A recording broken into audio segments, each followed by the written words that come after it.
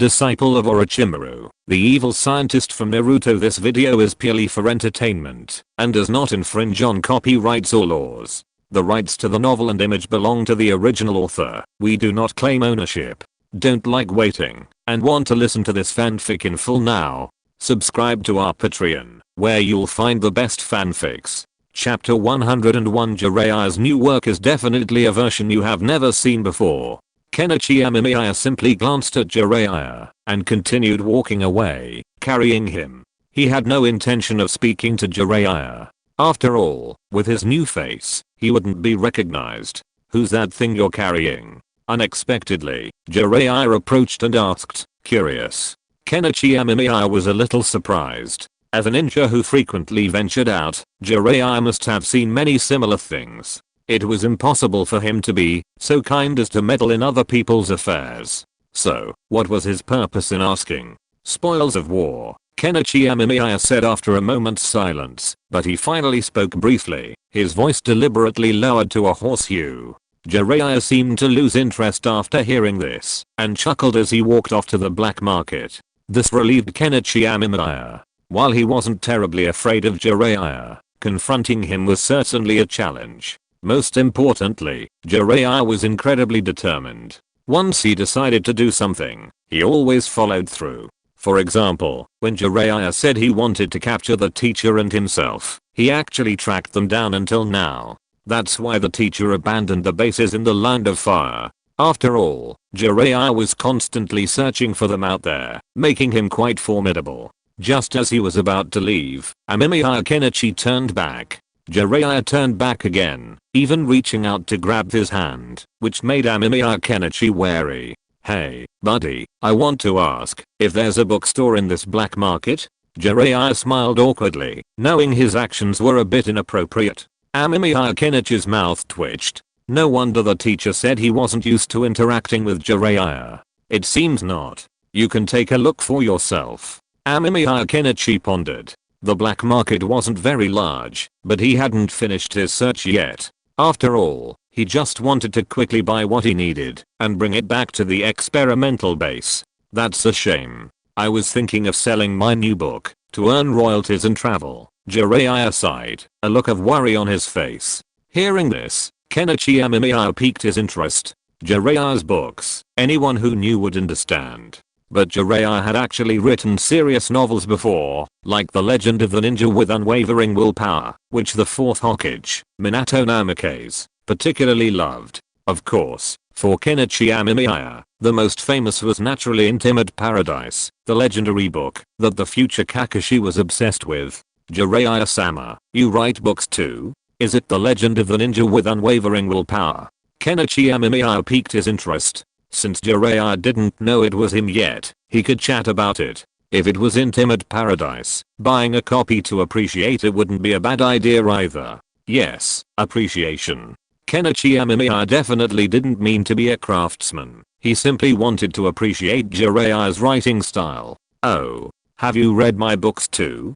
Jiraiya beamed. He wasn't surprised that the person before him knew him. After all, he was one of the three ninjas of Konoha, so he had some fame. "I've read a little." Amemiya Kenichi nodded. He had actually read Jiraiya's book, even if he'd found it in his teacher's trash. At the time, Amemiya Kenichi had just become Orochimaru's apprentice. To survive, he'd been working 996, not to mention the usual grueling schedule. He'd even considered himself 007, knowing full well Orochimaru's ruthlessness. Unexpectedly, Orochimaru was surprisingly easygoing and didn't just drag him into a test subject, which put Amemiya Kenichi at ease. Small chores, like cleaning, still fell to Amemiya Kenichi. It was during this time that Amemiya Kenichi came across Jiraiya's novel. There was only one copy, but he'd finished it. It was quite interesting, I have to say. "Would you like to take a look at my new work?"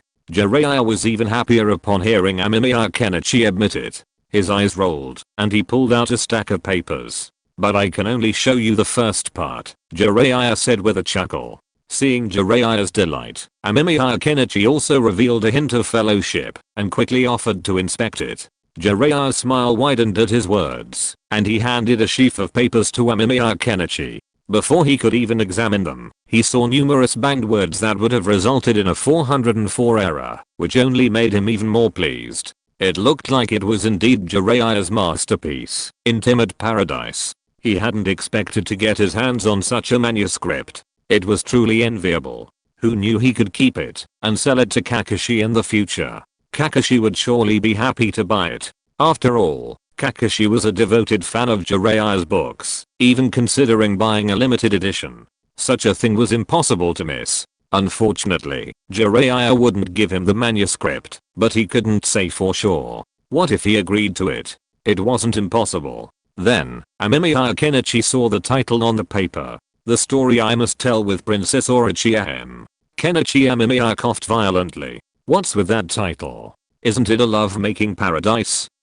How did it suddenly become a story I must tell with Princess Orochi? And considering Jiraiya's identity and the name Orochi, Kenichi couldn't help but think about it. But then Kenichi shook his head, thinking it must have been a misunderstanding, perhaps just a different name. But after reading it, Kenichi realized that the book was essentially just a rehash of the teacher's name, and then it became what it is today. The story tells of a poor boy who unexpectedly inherits the legacy of the ninja god and becomes a disciple of the Hokage of Konoha, the most powerful ninja village. He also has its son dear blonde Loli and a seemingly aloof boy with long black hair as his teammates. However, the protagonist accidentally discovers the boy's true identity, a beautiful girl with long black hair. Then all sorts of stories unfold, filled with voluminous descriptions of scenes and actions, which makes Kenichi's blood boil. I have to say that, although this work should be a new one, it can be seen that Jiraiya has a strong literary foundation, solid writing, fascinating, and makes people think about it. But why is the beautiful girl with long black hair an Orochi princess? Exclamation mark.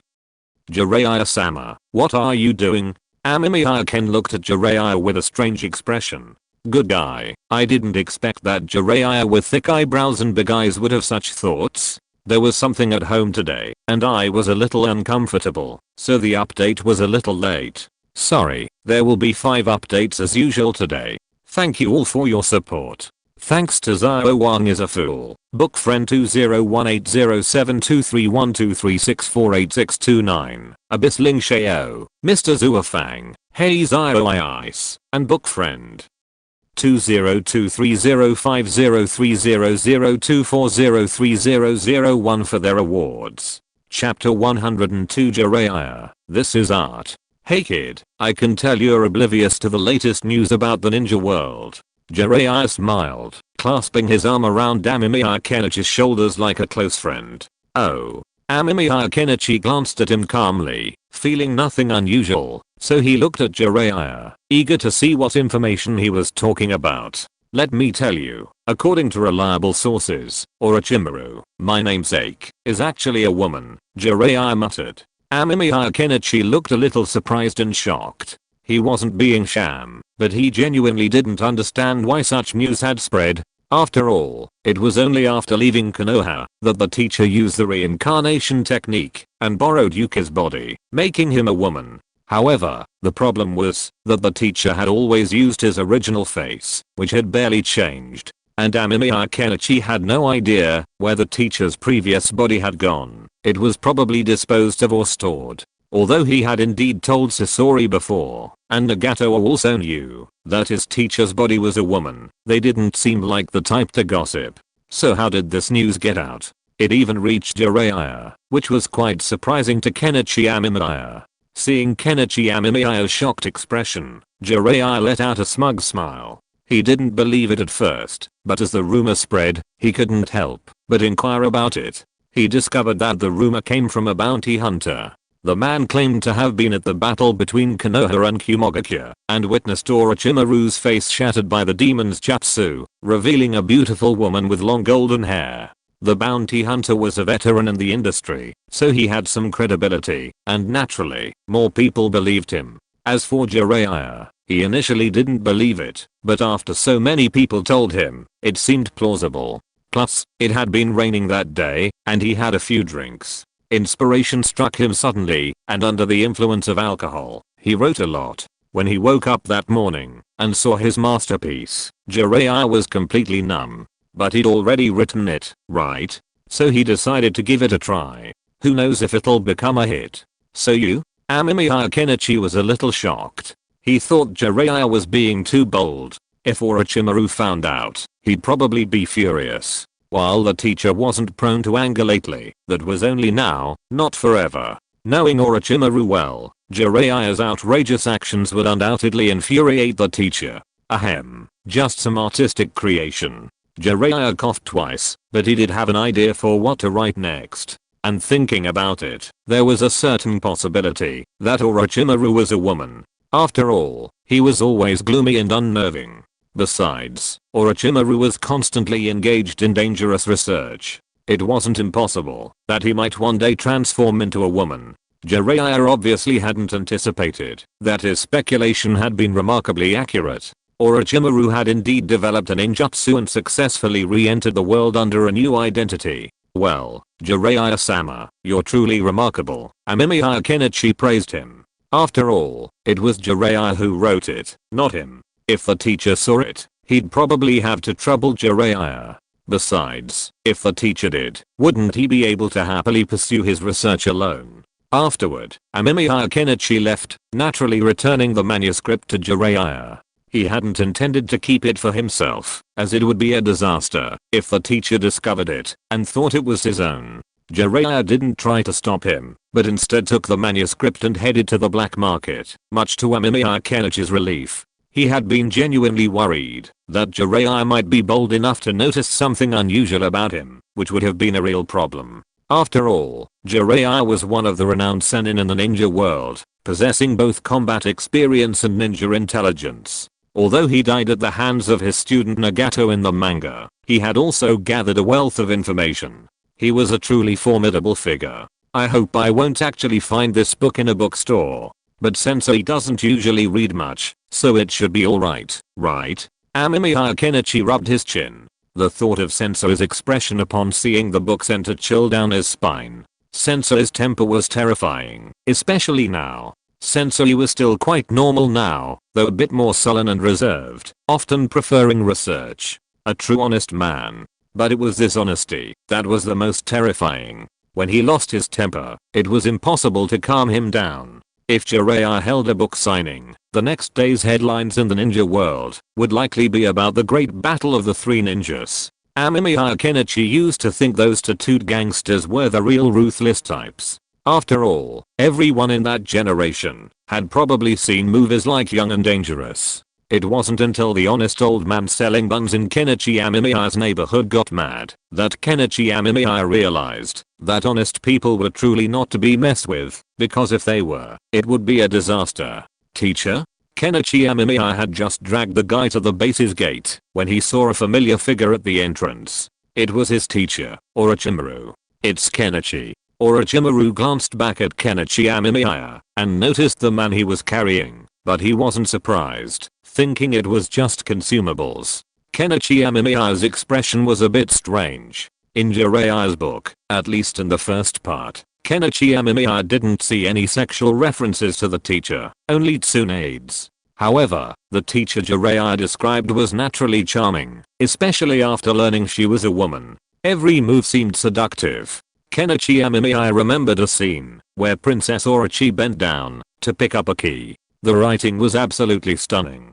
So, seeing the teacher undergoing facial recognition, all those memories he'd seen before suddenly flooded back. Fortunately, Kenichi Amemiya quickly regained control of his emotions. But looking at the teacher's beautiful face and long golden hair, Amemiya Kenichi couldn't help but touch his nose. He didn't know whether he should say that he had just read the teacher's notebook. Chapter 103, Senju Hashirama, when did our Hokage become so lame? Fortunately, the teacher didn't know about these things, which was understandable. After all, the teacher was only Orochimaru, one of the three ninjas, not the Toad Sage of Myaboki Mountain who could predict the future. If the teacher knew, now that Jiraiya had written his notebook, he would have transcended ordinary ninjas, becoming almost the same as the Toad Sage. Why did you bring back a consumable? I remember that the thing you developed didn't require consumables, right? Orochimaru looked curiously at Kenichi Amemiya, who was brewing tea. Teacher, the one I'm researching doesn't need them, but I plan to use shadow clones to create several to work on other things, Kenichi Amemiya said honestly. He must have personally caught the thermobaric bomb. After all, it was quite dangerous. Although the explosive's properties were stable, it would still explode if exposed to open flames, so it was best to keep an eye on it. But hybrid rice research couldn't be avoided, right? Otherwise, how would he cheat Nagato out of funding? So Kenichi Amemiya planned to use multiple shadow clones to solve this problem, while focusing on improving the thermobaric bomb himself. Then, his shadow clones specialized in improving hybrid crops, and for this, they needed the Shodame's wood release to assist. With the Shodame's wood release, it was possible to accelerate plant growth, thus shortening research time. Oh. So you want to resurrect the Shodame through the impure world reincarnation to test whether it could accelerate crop growth? Orochimaru looked at his disciple with a hint of surprise. Good grief, he hadn't even considered that. After all, the greatest use of impure world reincarnation for Orochimaru was to aid in battle and to strike a blow in the opponent's mind. For example, during the battle with the Sandame, if he had released the Nadame and then Sarutobi Bawako, the old man would surely have roared with joy. Yes, Sensei, I actually think that, if all those seniors who had been resurrected from the impure world reincarnation hadn't wanted to return to the Pure Land, perhaps we could have recruited some scholars from the impure world reincarnation to join our research, Amemiya Kenichi said seriously. He truly thought so. While impure world reincarnation could certainly aid in combat, Amemiya Kenichi believed it could also aid in research and other matters. Think about it, it's such a tragedy for those gifted individuals to die young. If they were released from the impure world reincarnation, they could continue to develop their talents, potentially making even greater contributions. However, in previous tests, Kenichi Amemiya had discovered that none of the deceased enjoyed staying in this place for long periods of time. Unless absolutely necessary, they preferred to remain in the Pure Land. He wondered what the Pure Land truly meant to these souls. If it weren't for the possibility that the Pure Land was the domain of the Six Paths Sage, Kenichi Amemiya would have wanted to study it. Your idea is good, but I'm afraid not many would be willing to do this. Orochimaru shook his head. He had previously taken Kenichi Amemiya on impure world reincarnation tests, and he discovered the Pure Land's strong attraction to souls. Just like Kato-dan, he cared deeply for Tsunade, but he still wanted her soul to rest in peace and live in the Pure Land, not to remain in the human world for too long. But asking the Shodame for help should be possible. Kenichi Amemiya stroked his chin. The Shodame's personality is similar to Naruto's, perhaps even more optimistic. He probably wouldn't mind helping the ninja world. But it's hard to say, so having the teacher around would be best. Having a helping hand would provide a safety net. At least if something unexpected happened, he wouldn't end up losing everything. The teacher naturally had a lot of the Shodame's tissue. Those Shodame cells were like ghosts, with an incredibly high reproductive capacity. Kenichi Amemiya even thought they could be used to create white Zetsu. Of course, to some extent, the white Zetsu creation process also had some resemblance to genetic engineering. It's true that the ninja world's technology is controlled by aliens. Kenichi Amemiya slammed his hands on the ground, and a coffin rose from the earth. The lid was then opened, revealing the Shodame through the impure world reincarnation. Where is this? The Shodame opened his eyes in confusion. He looked around, and saw Orochimaru and Kenichi Amemiya. He didn't recognize them. After all, the Shodame died relatively young. Hokage-sama. Konoha needs your help now. Konoha is in imminent danger, and its people are in dire straits. Amemiya Kenichi hurried over, his face filled with sorrow. Orochimaru, standing by, gave his disciple a strange look.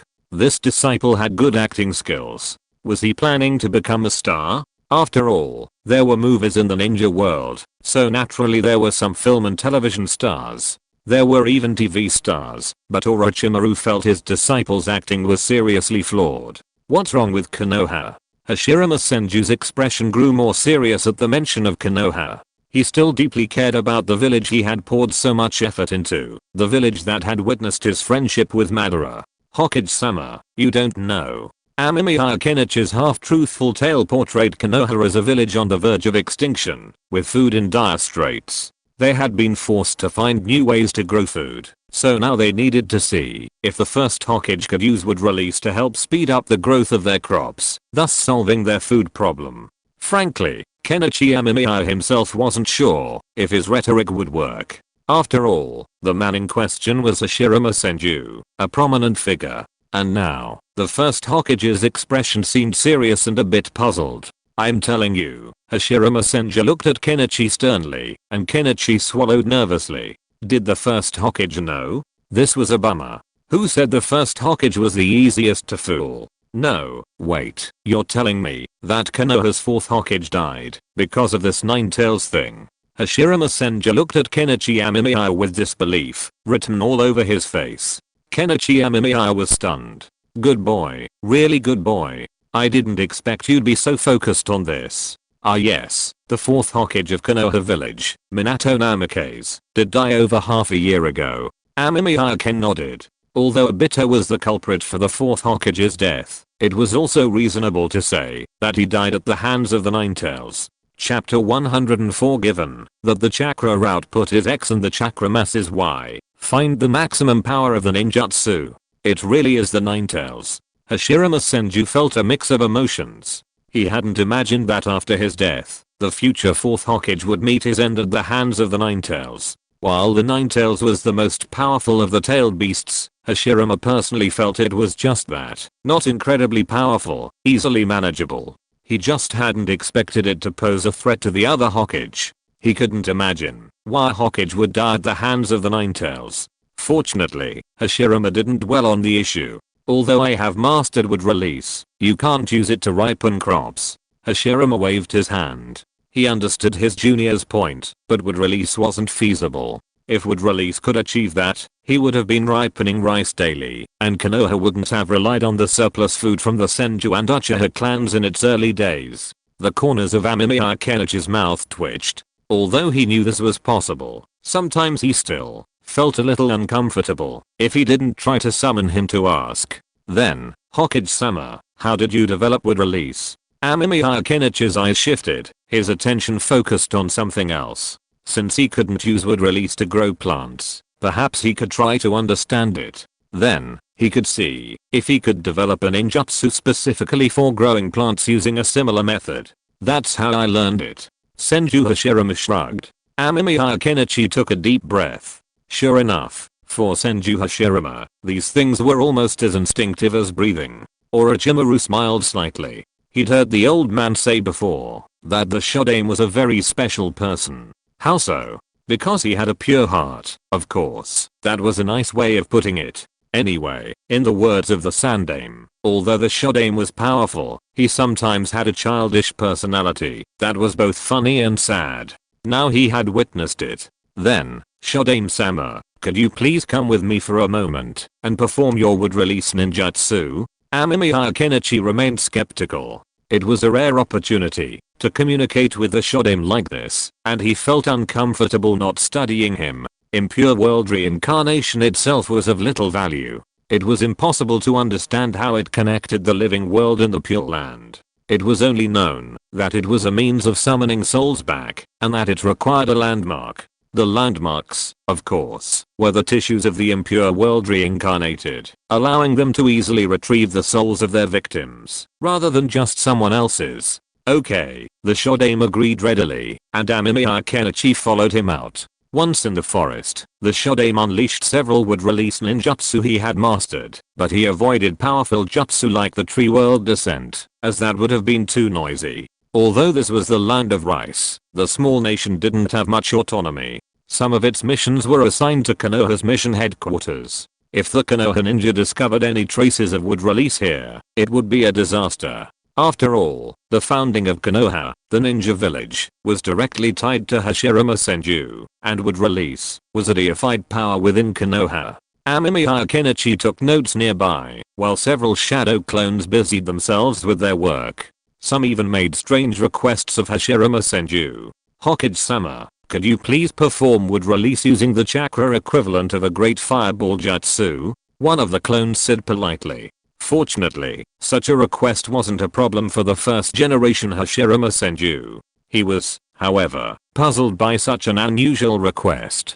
Hokage-sama, the point is, I'd like to calculate the ratio between chakra output and jutsu power. Amemiya Kenichi's original form smiled and recorded the data reported by the shadow clones. Would release performed with the chakra equivalent of a great fireball jutsu could grow a 3-meter long tree that a person could hug.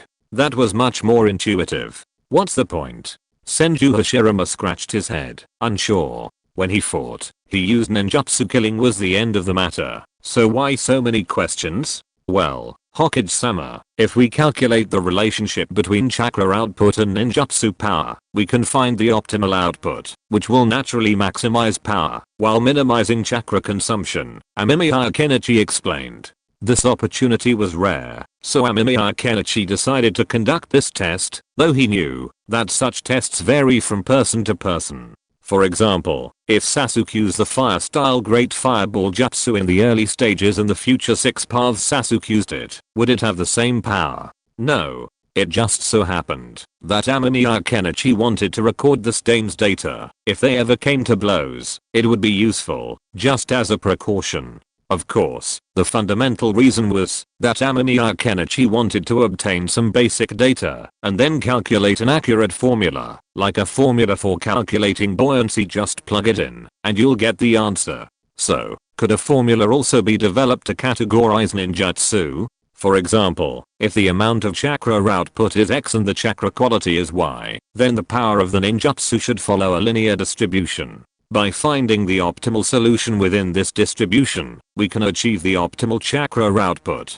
This could potentially usher in a new revolution. However, these questions aren't simply based on individual data points. They require numerous data reports and extensive work to arrive at a reasonably accurate conclusion. This conclusion must then be verified through continuous testing, which is no easy task. These data can be collected later. For now, Amemiya Kenichi is only collecting data on the Shodaime for future analysis. Once a sufficient amount of data has been accumulated, the analysis and summary will begin. Thank you for your help, Hokage-sama, Amemiya Kenichi said with a smile, cancelling the impure world reincarnation. The Shodaime had already been depleted of chakra by his torment. Of course, if it were the Shodaime's original form, his chakra output would undoubtedly be astonishing, but now, as an impure world reincarnation, his chakra capacity is limited. Category this data and place it in a dedicated file. Amemiya Kenichi instructed his shadow clone. It seems we need to find another way to research this, so we can only leave it to the shadow clone. He still has to study thermobaric bombs. This is just a foreshadowing for future research, not to abandon thermobaric bombs to study this theory. We won't do it in a haphazard manner. Chapter 105. Even if the soul is changed, the influence of the body still exists. Then I'll trouble you to research it first. Amemiya Kenichi rubbed his brow. Wood release wasn't effective for promoting crop growth, so he'd have to do it step by step himself. Okay, leave it to us. The other Amemiya Kenichi nodded. They knew their assignment, of course.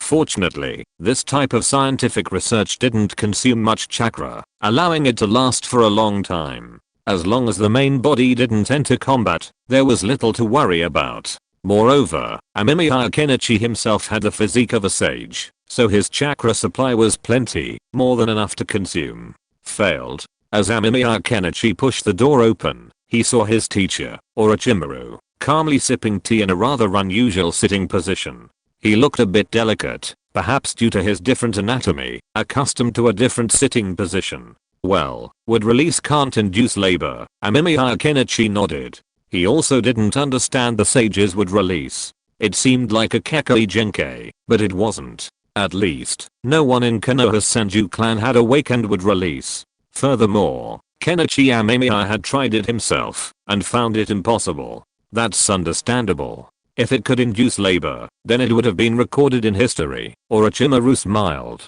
Or perhaps, if would release truly could, then even more people in the ninja world would be researching it. No one has too much food. The more the better, the more ninja can feed. If would release had this ability, it could literally determine the fate of an entire village. Alas, the road ahead is long and arduous. Kenichi Amemiya sighed. He was prepared, however. In his previous life, a friend of his studied mechanics, and those days of hand rubbing parts and testing metal fatigue were truly exhausting. Furthermore, scientific research is a process of building something from nothing. If it's too fast, it only proves that the person is a genius, or, like Kenichi Amemiya, is using cheats. Without the blueprints rewarded with a gold finger, it would have taken Amemiya Kenichi no time to develop a thermobaric bomb on his own. By the way, teacher, could you please help me set up a laboratory? Amemiya Kenichi thought of the important matter, which had been dragging on for over a year. Sure, how much are you willing to pay? Orochimaru looked at his disciple curiously. He knew that his disciple must have made a lot of money and wouldn't be as stingy as before. Just keep 100 million for materials and stuff and go all in. Amemiya Kenichi took out all his savings. He planned to keep only 100 million for the raw materials for the thermobaric bomb and put the rest in. Then I'll discuss the configuration with you. Orochimaru took it. It was a lot of money, enough to build a decent laboratory, but he still wanted to discuss it with his disciple to avoid the suspicion of kickbacks. Amemiya Kenichi didn't refuse. He had plans for his laboratory. First and foremost, it needed to be large. After all, he could create multiple clones to help with research. The current research focuses on genetics and thermobaric bombs, so the experimental equipment is primarily focused on these two areas. That was all. The teacher said he had already found people, all from the black market. After the construction was complete, the construction workers would be given to Kenichi Amemiya for his own use. They could be used as supplies, sacrificed, or even killed.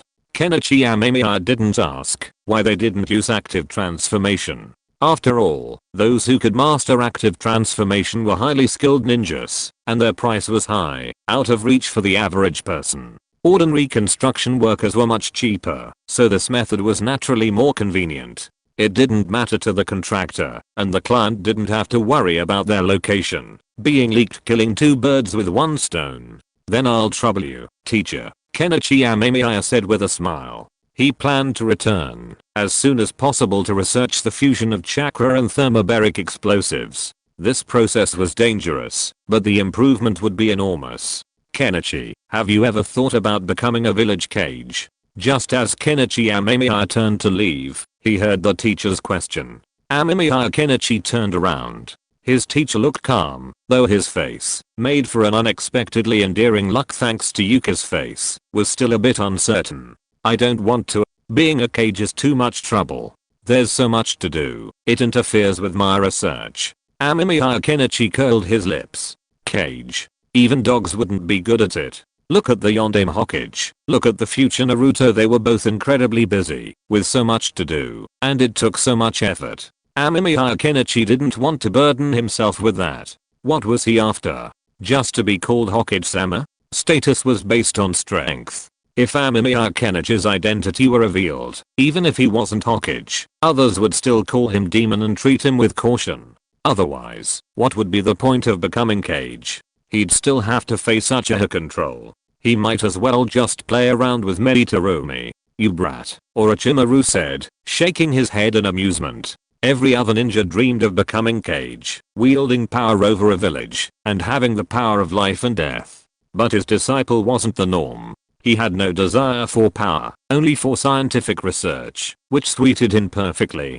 Previously, Orochimaru had been feeling a bit antsy because of the fourth Hokage's affairs, but now, looking at this disciple who didn't have what others would call grand ambitions, he felt that this wasn't so bad. He could still focus on his research. Go ahead. I'll call you when your lab is ready. Orochimaru waved his hand.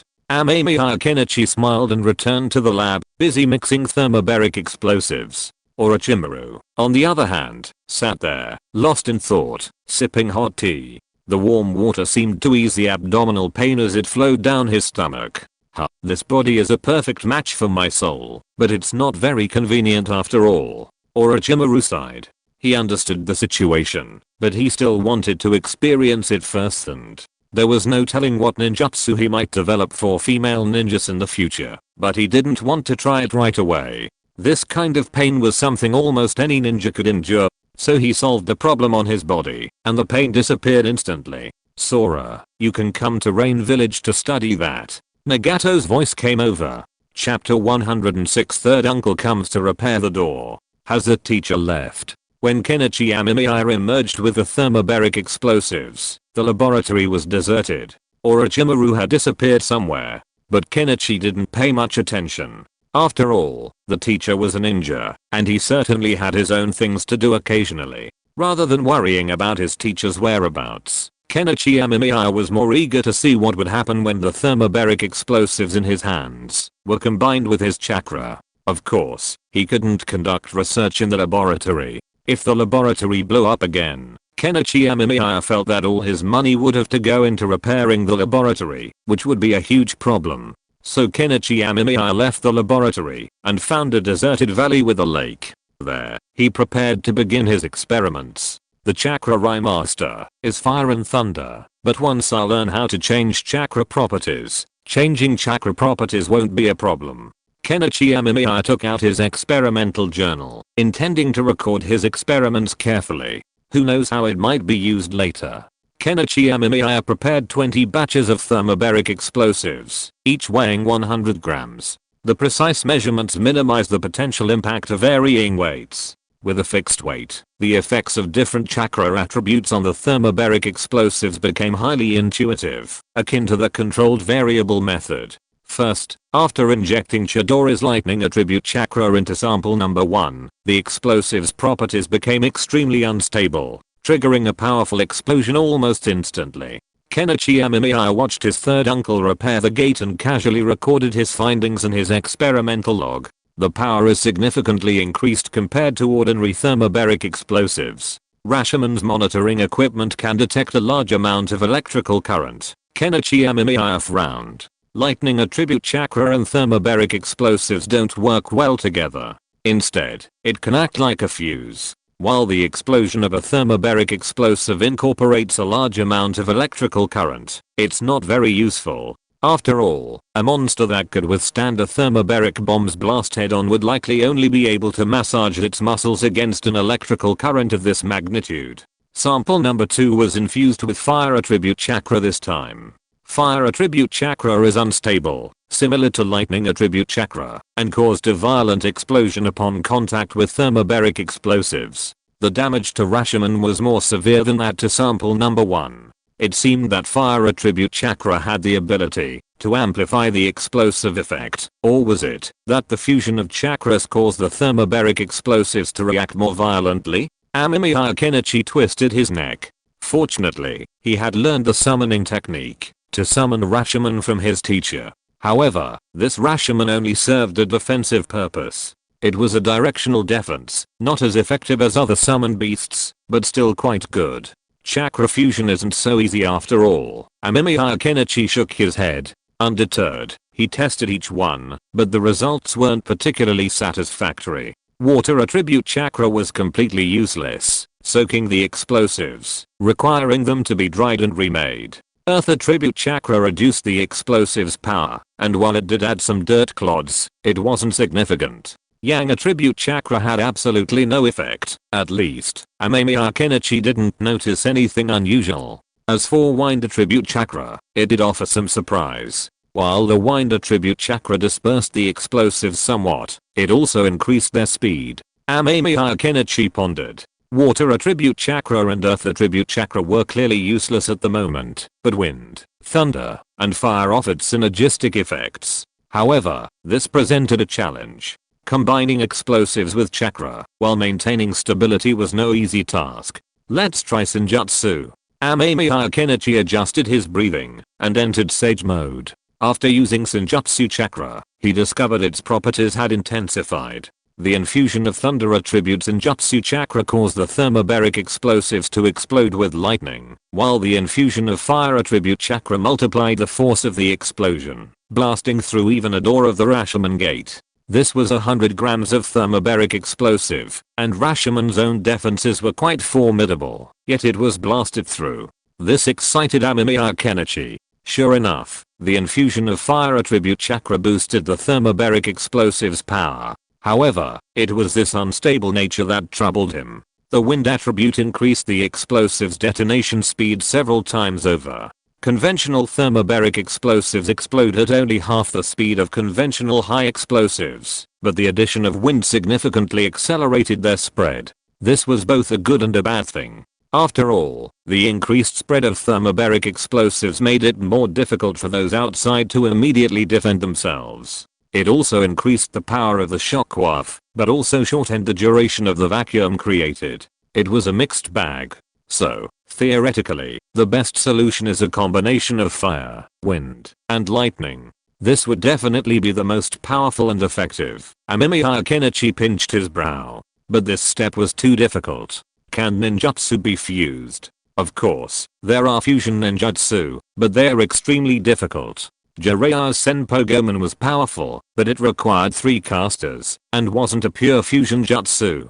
In Amemiya Kenichi's opinion, the first generation Senju Hashirama was the only one who could truly embody fusion jutsu. His fusion of earth and water element formed would release. He understood the principle, but the real challenge was how to fuse the different element. That's a bit difficult. But perhaps I could use some kind of container to store the chakra, then place it inside thermobaric explosives. Then, if I could simultaneously release all 3 containers, I'd have the same effect. Amemiya Kenichi pondered. He'd considered this issue before. Integrating chakra into explosives was incredibly difficult, but perfection wasn't necessary. Even if it was a mountain of shitcode, as long as it worked, it would be fine. So, Amemiya Kenichi gathered up the remaining thermobaric explosives. While he had an idea, there weren't many things capable of storing chakra, so he needed to find a solution. Chakra metal would be best, but it was also expensive. What about trying a detonating tag? There are many joint ninjutsu in the ninja world, such as Senpo Gomen and the Ninja World Alliance joint ninjutsu, but these require chakra to be integrated into the body first. What are your thoughts? Chapter 107 Is chakra fusion a fusion of particles or a fusion of quantum? Chakra should also be a form of energy. Does it exist in the form of particles? Then, is fusion ninjutsu simply the interplay of different particles, resulting in a certain pattern of movement? Amemiya Kenichi pondered. Chakra is a very unique form of energy. While the ninja community has extensively researched its uses, its true nature seems less understood. It's like people have already reached the moon, but know very little about the deepest parts of Earth's oceans. Amemiya Kenichi shook his head. That wasn't the problem right now. He first had to find a way to make thermobaric explosives capable of containing this chakra, then test his idea. If it worked, he could then test its effectiveness. However, the materials weren't available here. Amemiya Kenichi had to return to the lab. He remembered that his teacher's lab had the paper needed to make detonating talismans. Detonating talismans couldn't just be made from a piece of white paper. They had to meet specific requirements, otherwise, they wouldn't be able to withstand the power of fire release. Kenichi Amemiya had previously considered creating a metal capable of trapping chakra, but that was expensive. Using talisman paper would be ideal. However, detonating talismans were expensive, partly because the ninja's chakra control was very high when sealing a fire escape technique inside them, and partly because of the talisman paper itself. The talisman paper used for detonating talismans wasn't ordinary paper, but a special kind of paper, similar to the kind used for talismans with other abilities. Kenichi Amemiya wanted to see if he could trap Senjutsu chakra inside. If so, it would be simple. He could simply create a trigger mechanism that triggered 3 sheets of talisman paper. But considering that neither Naruto nor Jiraiya seem to have done anything similar, it seems unlikely. Kenichi Amemiya sighed. Although Naruto rolled balls all day, he was still very talented. Otherwise, he wouldn't have been so ferocious at rolling balls. Furthermore, Jiraiya hadn't yet developed Senjutsu talismans. This proved that this object might not be able to contain the power of Senjutsu chakra. But considering the lack of hot air balloons in the ninja world, Kenichi Amemiya decided he might as well give it a try. Who knew it would work? Obito, the war is over. I thought it would last a long time, but it's over so quickly. Meanwhile, in Konoha village, Kakashi sat before 2 graves, those of his good friends, Obito and Rinohara. Kakashi had a habit of coming here from time to recount recent events and his experiences. He knew the dead couldn't hear him, but he still wanted to talk, as it was the only way to ease the complex emotions within him. Kakashi, however, was unaware that in the seemingly deserted graveyard, someone was actually listening. That person was Obito. What's going on? In the past, Obito would have secretly mocked Kakashi's hypocrisy, but now, he stared at him with a bewildered expression. He saw the three Magatama Sharingan in Kakashi's eyes, the rise he had given them, but this time, he sensed something was amiss. Those eyes didn't seem to be the ones he'd given Kakashi, though they sat comfortably in Kakashi's sockets, bearing the same three Magatama design. Obito sensed something was amiss. What's wrong?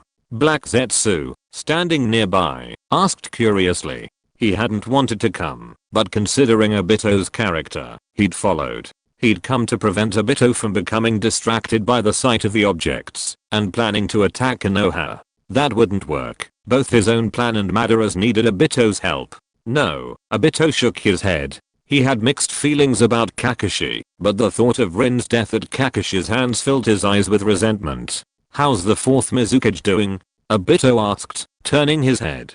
That guy has a good relationship with the Three Tails. Perhaps we can wait a while. The blood mist policy has already caused a lot of discontent. Black Zetsu let out a sinister laugh. It wasn't that they couldn't control the fourth Mizukage and the tailed beast within him now, but that would be more troublesome. It would be better to sit back and reap the benefits. Obito nodded, then gave Kakashi a deep look before following Zetsu. He didn't know what was going on with Kakashi's eye, but he had some doubts. He'd research it later. While it was his wish to leave the eye to Kakashi, he had some concerns. But that didn't mean he'd accept it being taken away by someone else. Meanwhile, Amemiya Kenichi, unaware that Obito had detected something unusual in Kakashi's eye, whether through his sixth sense or some other means, lay in a chair, lost in thought. The detonating tag experiment had failed completely. The Senjutsu chakra injected into it exploded instantly. If Amemiya Kenichi hadn't reacted quickly, another piece of equipment in the lab would have been destroyed. What a hassle. It seems this thing isn't working after all. So, we'll have to use metal that can conduct and contain chakra. Amemiya Kenichi sighed. That would be expensive. And the development costs would increase. After all, Amemiya Kenichi himself wasn't sure if it would work, and there would likely be some losses. However, looking at the shadow clones busy doing scientific research, Amemiya Kenichi still mustered up the motivation and called over a shadow clone at the same time. Although the teacher was not there, he also had his own things to do, which was to supervise the construction. Just now, the teacher asked Nagato to help pass on a message to him. That is, the construction team that the teacher bought from the black market has arrived, and the teacher assigned it to him, asking him to choose the location of the laboratory and then do the construction himself. The teacher had no intention of caring at all. The teacher and I are estranged now. Amemiya Kenichi shook his head. The teacher was a little awkward, but he couldn't run over and say to the teacher, "My laboratory will be your laboratory in the future." That would feel too weird. However, considering that it was the first time to choose a site, Amemiya Kenichi hesitated and went out in person. Soon he found the construction team that the teacher mentioned. No more, no less than 50 people, and there were 4 escorting ninjas standing next to them. Amemiya Kenichi scratched his head and walked over. "Hello, we are from the secret construction company." The leading ninja smiled kindly. 5 updates as usual today. Chapter 108. Every profession has its own specialization. The ninjas from the secret construction company were incredibly efficient. After confirming that Kenichi Amemiya was the buyer, they completed the handover and departed without further delay. They had no inquiring minds, no curiosity at all. Bringing the construction team was their job. Any involvement would come at a separate price. I have to say, the company the teacher provided is quite professional. Kenichi Amemiya raised an eyebrow. The construction team below looked sturdy and all adult male. They were clearly capable workers. Of course, building a suitable laboratory with just 50 people wouldn't be easy, so Kenichi Amemiya had to contribute some of his own,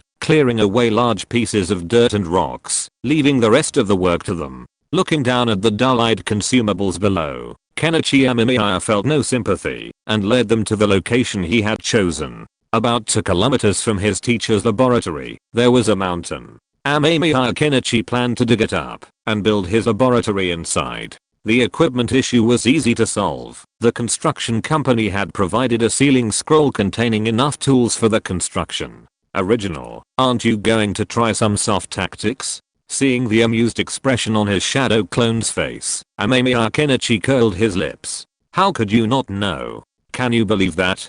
Do you believe that, if I told them to let them go right now, they would immediately run away? Amemiya Kenichi looked at his shadow clone with empty eyes. They were all family, so who wouldn't know what was going on? It's possible that in his past life, people would become completely loyal after doing a favor, but it was extremely unlikely. Amemiya Kenichi didn't like to test people's nature. It couldn't withstand the test, so he preferred to stick to normal procedures. Thank you for the trouble. Amemiya Kenichi handed over the supervision work to his two shadow clones. As for Amemiya Kenichi, he returned to the laboratory to continue his research. Kenichi Amemiya had no particular opinion about these consumables. They needed to be used and disposed of after use. The only difference in their fate was how long they could survive. As for releasing them, Kenichi Amemiya had no such thoughts. If the location of the experimental base were revealed, it would be extremely troublesome. Returning to the experimental base, Kenichi Amemiya began preparing to construct a chakra storage device. This step was crucial, as the amount of chakra the device could store was directly linked to the power of the thermobaric bomb. If it succeeds, we'll call it Wind, Thunder, Fire Thermobaric Bomb. No, that's too corny. I'd probably be on par with the Ondame. Kenichi Amemiya shook his head. The name wasn't a good one. Then let's call it Thermobaric Bomb Type 2. Kenichi Amemiya thought. Now that he had a name, all that was left was a successful experiment. However, while smelting the metal to hold the chakra, Kenichi discovered a new problem. Senjutsu chakra couldn't be stored in it. Once the Senjutsu chakra was infused, it would explode, directly exploding the container with considerable force. Fortunately, Kenichi Amemiya's first infusion was Wind Attribute Chakra, and upon realizing something was amiss, he immediately used a defensive ninjutsu to block it, otherwise the lab would have been destroyed again. It was truly a case of solving one problem before another arose. Kenichi Amemiya wasn't surprised. This was how scientific research was done these days. In his previous life, when he was conducting experiments, he'd also run into various problems, solving them one by one. Furthermore, much of the science in this world was bizarre, some resembling those of his previous life, others resembling the Middle Ages. So, it wasn't surprising that such problems arose. In his previous life, this problem could have been solved by bidding for the laboratory, stating his requirements, and requiring only qualified companies to participate. But in this world, that wasn't the case. He had to do everything himself. Ah, if only my teacher were here. Kenichi Amemiya sighed, rubbing his brow wearily. While he had some knowledge of genetic biology, he wasn't very familiar with materials science. After all, everyone has their specialties, and he wasn't an all-knowing genius. How could he possibly know how to work with all these metals? I should have studied something else in college. Biology is such a jerk. Amemiya Kenichi couldn't help but grumble. Despite his complaints, he still had to get things done. Instead of just charging ahead, Amemiya Kenichi decided to consult a professional. It was a lesson learned from experience. It's best not to tinker with areas you don't understand, as this can easily lead to serious trouble. Amemiya Kenichi learned this lesson in junior high, when he nearly got electrocuted while playing with electricity, relying on his limited knowledge. Since then, Amemiya has avoided electricity, as it's easy to get caught by non-experts. So, who in the ninja world has the deepest understanding of metals? Naturally, it's the weaponsmiths. However, the village is inaccessible, so Amemiya Kenichi can only go to places he's been to before. So, over a week later, Amemiya Kenichi returned to the black market. However, just as he entered, Kenichi Amemiya saw an old acquaintance being chased and beaten by a group of women. All kinds of objects were thrown at him, almost hitting Kenichi Amemiya in the face. Asshole. I'm 45 years old, and you still have the guts to do this to me. An angry woman waved her fist, but this didn't satisfy her anger, so she took off her shoes and threw them at him. Old rascal. I shower 5 days a week, and you're out 7 days. Another amazing female ninja threw a detonating talisman in anger, but it still didn't hit the coquettish figure in front of him. The light of the explosion set off the other person's figure, and it really felt like a movie. Kenichi Amemiya silently stepped aside. The old rascal being chased was of course Jiraiya. Jiraiya, one of the 3 ninjas, was now fleeing in a panic, but looking at the smile on his face, Kenichi Amemiya knew that the old rascal was enjoying it. I really don't know how Jiraiya ended up like this. No wonder future Tsunade wants to beat him up when she sees him. Jiraiya's idiotic attitude is truly laughable. Jiraiya glanced at Amemiya Kenichi, who smiled. He had a different face this time, so the other party probably wouldn't recognize him. If you're listening to this novel on a channel other than Fanfic World, it means they downloaded and uploaded it without effort. We cordially invite you to visit our channel, Mundo Fanfic Novelos. There you'll find the original version of this story and you can explore many other novels of various genres. We're waiting for you to immerse yourself in a world of incredible novels. Chapter 109. Taking care of the widow's meat jerky business is normal, right? Comrade. I've worked so hard for a week to collect all these materials and now I'm handing them over to you. But before Kenichi Amemiya could happily see Jiraiya off, he saw him throw a sealing scroll to him and then quickly run away. Kenichi Amemiya was stunned. He felt that his brain CPU was a little overwhelmed. What was going on? How did he become Jiraiya's comrade? Kenichi Amemiya quickly realized that the old man Jiraiya was trying to pass the buck. But it was too late. Those angry women had already surrounded him. The female ninjas in the lead clenched their fists so hard that they made a cracking sound. Kenichi Amemiya took a look and saw that there were old ladies in their 40s and 50s and young beauties in their 20s. They were all there. Jiraiya, you are really a talent. Well, if I said I was just passing by and was blamed, would you believe me? Kenichi Amemiya looked at the angry women and his mouth twitched. But it was clear the enraged people wouldn't believe it. They shouted and rushed forward, only to find themselves struck by a piece of wood. Amemiya Kenichi had used a substitution jutsu. After all, Amemiya Kenichi wasn't a masochist. There was no way he'd just stand there and wait for someone to beat him up. So, he used the substitution jutsu and left. What a hassle. But what's inside this sealed scroll? Amemiya Kenichi was curious, and just as he was about to open it, a figure leaped in front of him. Long time no see. It was Jiraiya, crouching on a toad, looking at him sternly. Jiraiya-sama? Have we met before? Amemiya Kenichi feigned bewilderment. It couldn't be. He'd just changed his face. There was no way Jiraiya would recognize him. Jiraiya smiled, then held out his hand, motioning Amemiya Kenichi to hand him the scroll. Amemiya Kenichi opened it, but found nothing inside, just some ration pills. Your curiosity is as strong as your sensei's. Jiraiya shrugged helplessly. He disregarded the thought and hopped off the toad, slowly approaching Kenichi Amemiya. Kenichi Amemiya realized his identity was now completely exposed, and he tore off his disguise, revealing his true face. Jiraiya-sama, how did you recognize me? Kenichi Amemiya looked at Jiraiya curiously. The camouflage ability of the emoticon technique was quite powerful, invisible to most people. He wondered how Jiraiya knew. Secrets make a man more manly, boy. Jiraiya laughed heartily, and Kenichi Amemiya's mouth twitched. True to his name, Jiraiya. However, seeing Jiraiya standing 3 meters away, Kenichi Amemiya remained vigilant. He had to be cautious. Jiraiya's strength was formidable. Furthermore, Jiraiya had been behind his and his sensor's defection from Konoha, and Jiraiya was still tracking him, so it was natural to be cautious. The only pity was that he couldn't figure out how Jiraiya could tell him apart. Don't be so nervous, Kenichi-chan. You should know I have no ill will towards you.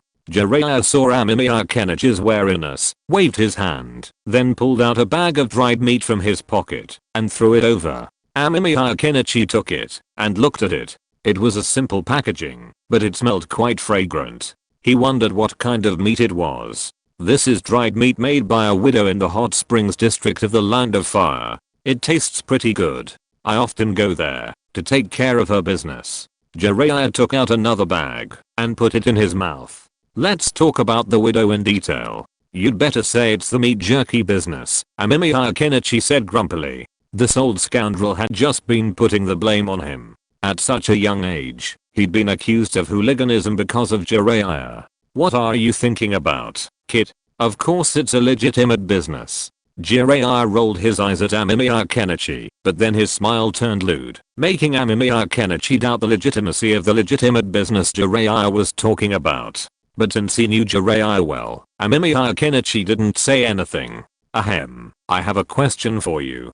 Jiraiya coughed twice, his eyes becoming uncertain, a look of guilt on his face. Amemiya Kenichi was stunned. A question for him? And he was so embarrassed? What was the question? But then Amemiya Kenichi remembered the book Jiraiya had shown him when they'd met before, the book about his teacher, Orochimaru. Suddenly, Amemiya Kenichi seemed to understand what the question might be. What? Although Kenichi Amemiya had guessed it, he decided to ask anyway. Did you know your teacher was a woman? Jiraiya asked, and Kenichi Amemiya took a deep breath. It was the question. But how should he answer that question? It was so difficult. It was so difficult. If he said yes, then when the teacher came to trouble Jiraiya, would he be held responsible as well? If he said no, would Jiraiya believe him? Why don't you ask the teacher about that? I don't know, personally. Kenichi Amemiya hesitated, then decided to pass the buck. He had to, otherwise he'd always feel like he was going to be held responsible by the teacher. The thought of waking up in the lab one day, strapped to an operating table by the teacher, looking at him with Yuka's face and smiling, saying the surgery was about to begin, was terrifying. Is that so? Unexpectedly, Jiraiya fell into deep thought, and it was unclear what he was thinking. Then, Jiraiya-sama, I'll be leaving first. Kenichi Amemiya planned to go to the black market. Wait, I'll give you a copy of my new book. Jiraiya waved his hand, and then threw a book over. Kenichi Amemiya almost burned the book with his fire escape. How could he not know what this book is? And he wanted to give it to himself. Thank you so much. If I take it back, the teacher will find out. Haha. But he still took it. After all, if he didn't read it, it would reveal that he had read it before. As soon as he took it, Kenichi Amemiya found that it was the previous book, the story I have to tell about Princess Orochi and me. Kenichi Amemiya originally planned to throw it away, but after taking a look at it, his heart was shaken. Because the cover is so beautiful, I have to say that the publishing house Jiraiya found is really cheating. This illustration instantly makes people want to read it. But considering that, if he is found out, after taking it away, he will be hunted to death by the teacher, he still put it away with difficulty. It should be okay, if you are careful. Recommend a friend's new book, West Coast American IAI. Chapter 110. The cover is so beautiful, I can't refuse it. Watching Kenichi Amemiya put the book away, Jiraiya smiled a kindred spirit, and his gaze towards Kenichi grew warmer. Jiraiya-sama, I heard you're the Toad Sage of Mount Maiboku, is that correct? Kenichi Amemiya asked, chuckling. He'd taken the risk of accepting the book, firstly because the cover was truly stunning. It depicted Princess Orochi, with long black hair, sitting in a chair, biting her hair tie, one leg raised, and wearing black stockings. Sunlight shone through the glass, and one could see Orochi's eyes watching, instantly creating a unique allure. He also wanted to try to build a closer relationship with Jiraiya. He wanted to get some of the toad oil from Mount Maiboku, which aided in sensing natural energy. Kenichi Amemiya wanted to see if applying the toad oil to metal would temporarily enhance its ability to absorb Senjutsu chakra. Yeah, kid, do you want to learn Sage Mode?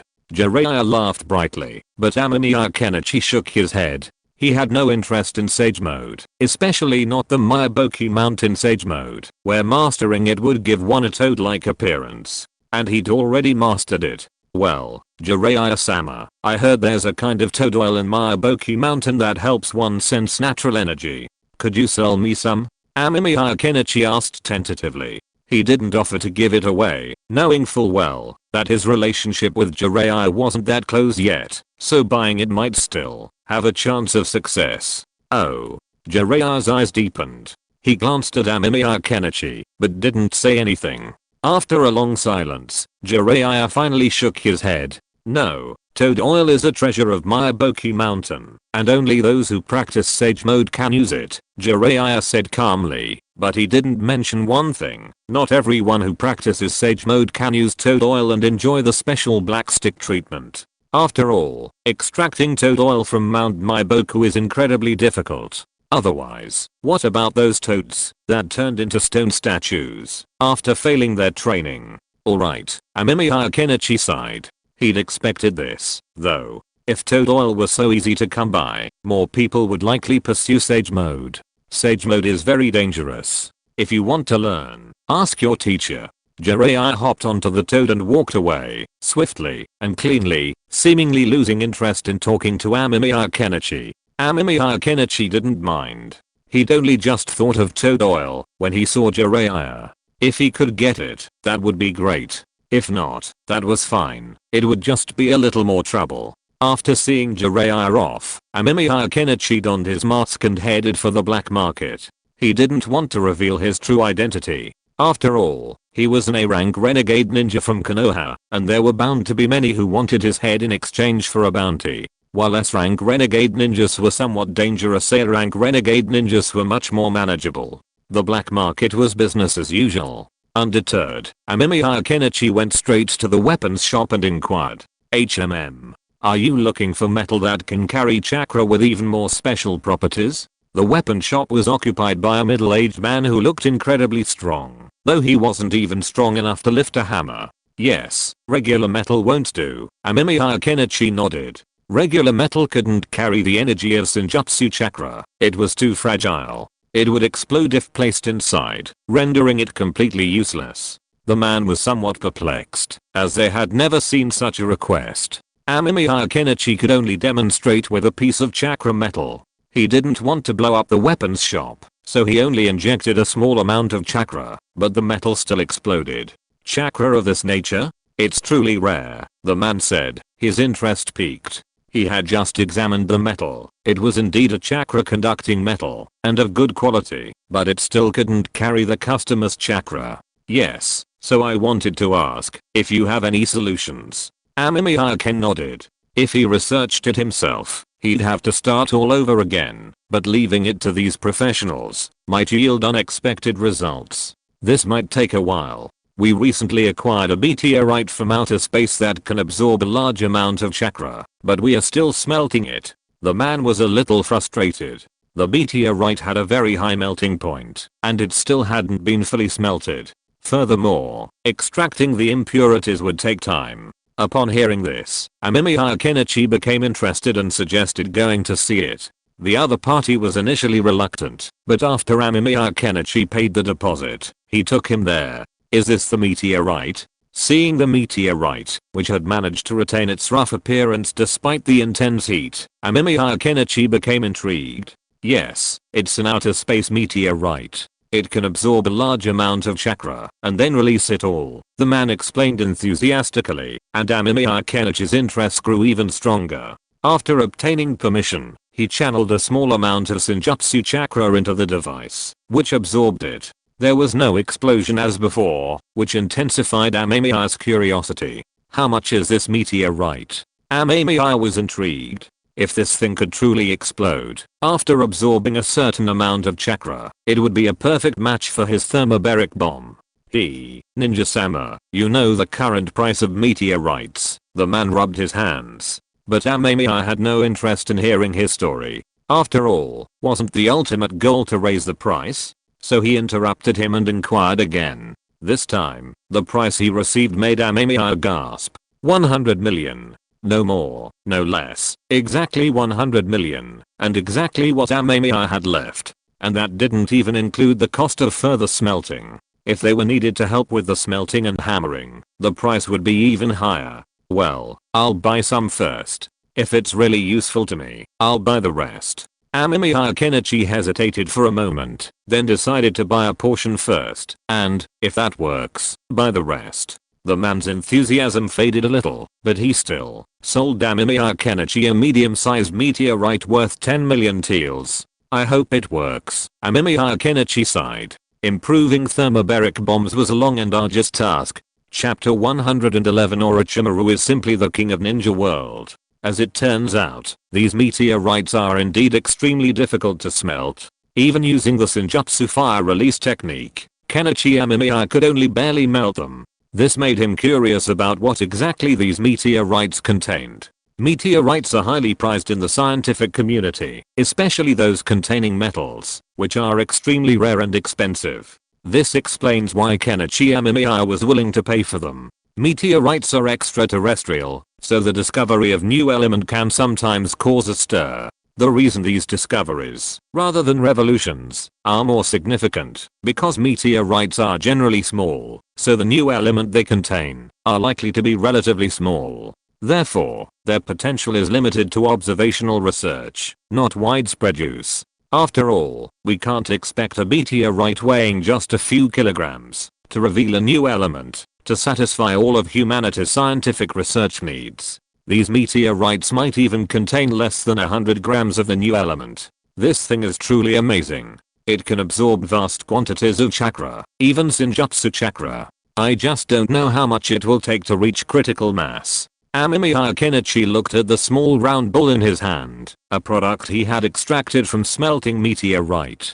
It wasn't very large, just the size of a quail egg, but even this small egg had already absorbed a significant amount of Senjutsu chakra, and its appearance remained unchanged. However, Amemiya Kenichi didn't dare continue experimenting in the lab. If he did, who knew if it would all explode and blow up the lab? The teacher's lab didn't have a blast-proof chamber.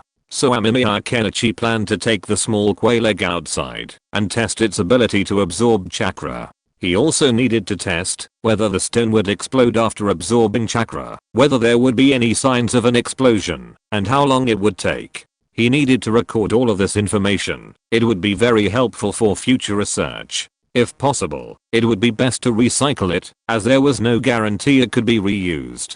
Kenichi, what's that in your hand? Just as Amemiya Kenichi was about to leave with the quail egg, he ran into his teacher, Orochimaru. This made Amemiya Kenichi feel a little uneasy. After all, his sealed scroll contained a copy of Jiraiya's masterpiece. If his teacher discovered it, it would be a disaster. However, Amemiya Kenichi also noticed that his teacher wasn't using Yuki's face, but his natural one. The teacher was dressed in casual clothes and holding a bag with an unknown object inside. But that wasn't the main point. The main point was the figure following behind him, a fully armed version of Hashirama. Teacher, this is a meteorite I bought. It has a strong chakra absorption ability, Amemiya Kenichi explained quickly, unable to resist glancing at Hashirama behind him. The other person smiled ingratiatingly at his sight. Hashirama's current appearance wasn't particularly remarkable, aside from the fact that his body didn't cause any rejection. Although he was a ninja himself, the other person was only an ordinary genin, with average skills. Amemiya Kenichi gave him a kind smile. He vaguely remembered hearing about a certain Shin, a character from the Naruto universe, but he couldn't recall his specific name. Teacher, have you made any breakthroughs in cloning technology? Amemiya Kenichi looked at his teacher, Orochimaru, to whom he had just handed the quail egg, who was now curiously playing with the small metal object. Shin's left hand had been severed and given to the third Hokage, Sarutobi Hiruzen, to help him recover. But now Shin had a second left hand, so there must be progress in cloning. Yes, there's some progress, Orochimaru said calmly, but Amemiya Kenichi couldn't help but complain. His teacher's research speed was truly outrageous. Speaking of which, ever since Amemiya Kenichi became his apprentice, his teacher had barely had time to do anything else.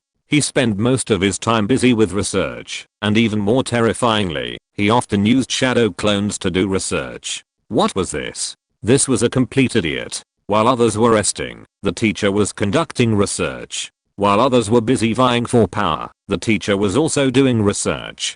Kenichi Amemiya even suspected that during World War II and World War III, the teacher was using a shadow clone for research. This was even more terrifying than the roommate who said he'd go out to play games, but ended up secretly studying in the library. Kenichi Amemiya didn't know how many shadow clones the teacher had used to conduct research. Every now and then, the teacher would pull out something that would amaze him, like the facial recognition device. Kenichi Amemiya always felt that if he explained the principles of nuclear weapons to the teacher, who knew if the teacher would just casually pull out a mushroom bomb one day. Kenichi, take a look at this experimental log, and then put it away. Orochimaru casually handed Kenichi Amemiya a copy, then left with the letter from the Lord.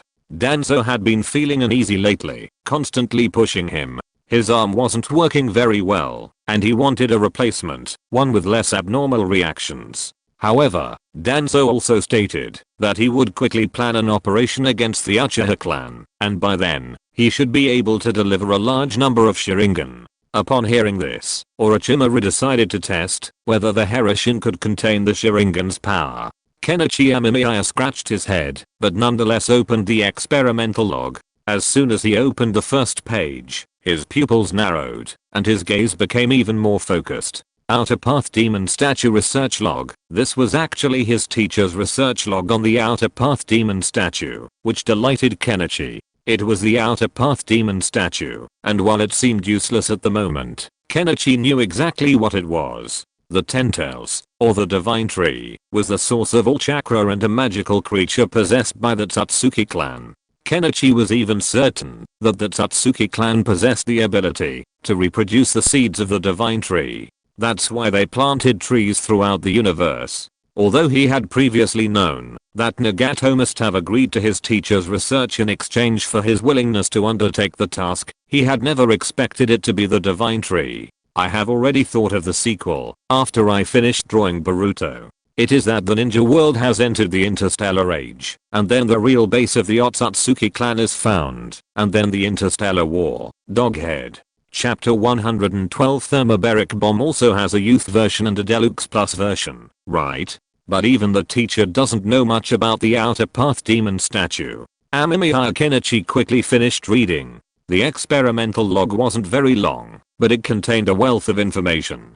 Orochimaru, true to his word, though he didn't know how the teacher had done it, seemed to have determined that the giant creature was a living being, and it also seemed to have some affinity for chakra. However, these were only very preliminary studies. In reality, Amemiya Kenichi knew the details of the creature and even knew what would happen after it collected all the tailed beasts. I really want to tie it up in the lab and experiment on it for 3 days and 3 nights. Amemiya Kenichi took a deep breath. The allure of the Outer Path Demon Statue was too great. However, now was not the time to study the Outer Path Demon Statue. Amemiya Kenichi suppressed his inner restlessness and went out with his quail eggs, finding the same valley as before, and commencing his experiments. After infusing it with a large amount of fixed attributes in Jutsu Wind Chakra, Amemiya Kenichi suddenly felt the quail egg in his hand grow lighter, then increasingly lighter.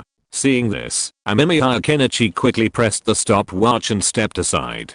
Soon, a wave of pure chakra erupted from the small metal sphere, instantly sweeping over everything around it. Large trees were uprooted by the strong wind, flying from the valley floor to the outside. It was truly a cherry tree that could grow on the mountaintop. However, despite its immense power, it also ended quickly. Soon, the small metal sphere was silent. Amemiya Kenichi looked over and was surprised to find that it had lost its chakra storage properties. It had completely transformed into ordinary metal, appearing only slightly harder. The good news was that it could indeed store Senjutsu chakra. The bad news was that it was disposable. This significantly reduced its practicality, but also greatly increased its rarity. After all, it was a question of when such a meteorite would appear again. It seems we need to examine the element contained within this meteorite and discover the reason it can store Senjutsu chakra. Amemiya Kenichi mused.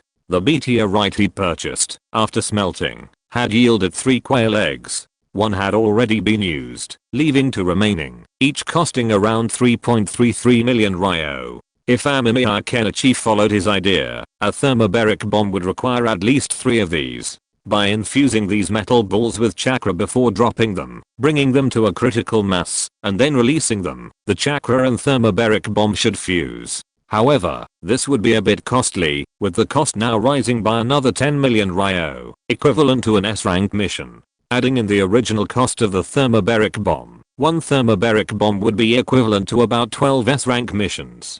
It was a bit extravagant, to be honest, but as long as it worked, it was fine. Amemiya Kenichi then produced another quail egg. He had officially named this metal superconducting metal. After all, it was superior to ordinary chakra conducting metals, capable of storing and channeling natural energy. Kenichi Amemiya also took out the unused experimental thermobaric explosives. He placed the superconducting metal outside and began to infuse it with a large amount of Senjutsu fire chakra. When he began to feel a heat, he quickly left the valley and stood at the top. 7 seconds later, a blinding white light suddenly flashed below the valley, followed by a fireball soaring into the sky. An intense heat wave rushed towards him along with the shockwave. Kenichi Amemiya squinted his eyes, lost in thought as he gazed at the small mushroom cloud. The power had indeed increased, and the temperature seemed to have changed slightly. However, Kenichi Amemiya lacked a device to measure the temperature at the center of the explosion, so he couldn't tell by how much. For now, however, the experiment was a complete success. The superconducting metal did indeed increase the power of the thermobaric explosive, but it was unclear whether this was due to the mixture or the chakra itself. Overall, Kenichi Amemiya's idea was feasible. He had successfully created an ninjutsu chakra thermobaric bomb, albeit using a tricky method. The cost has gone up, and I have a feeling it might be related to the sheer amount of Senjutsu chakra being infused into it. Amemiya Kenichi pensively noted down his thoughts. In his mind, the perfect chakra thermobaric bomb would be one that directly infuses chakra into the thermobaric explosive, rather than resorting to such tricks. However, the specific method of infusion still requires a long period of research. For now, he's created a youthful version of a chakra thermobaric bomb.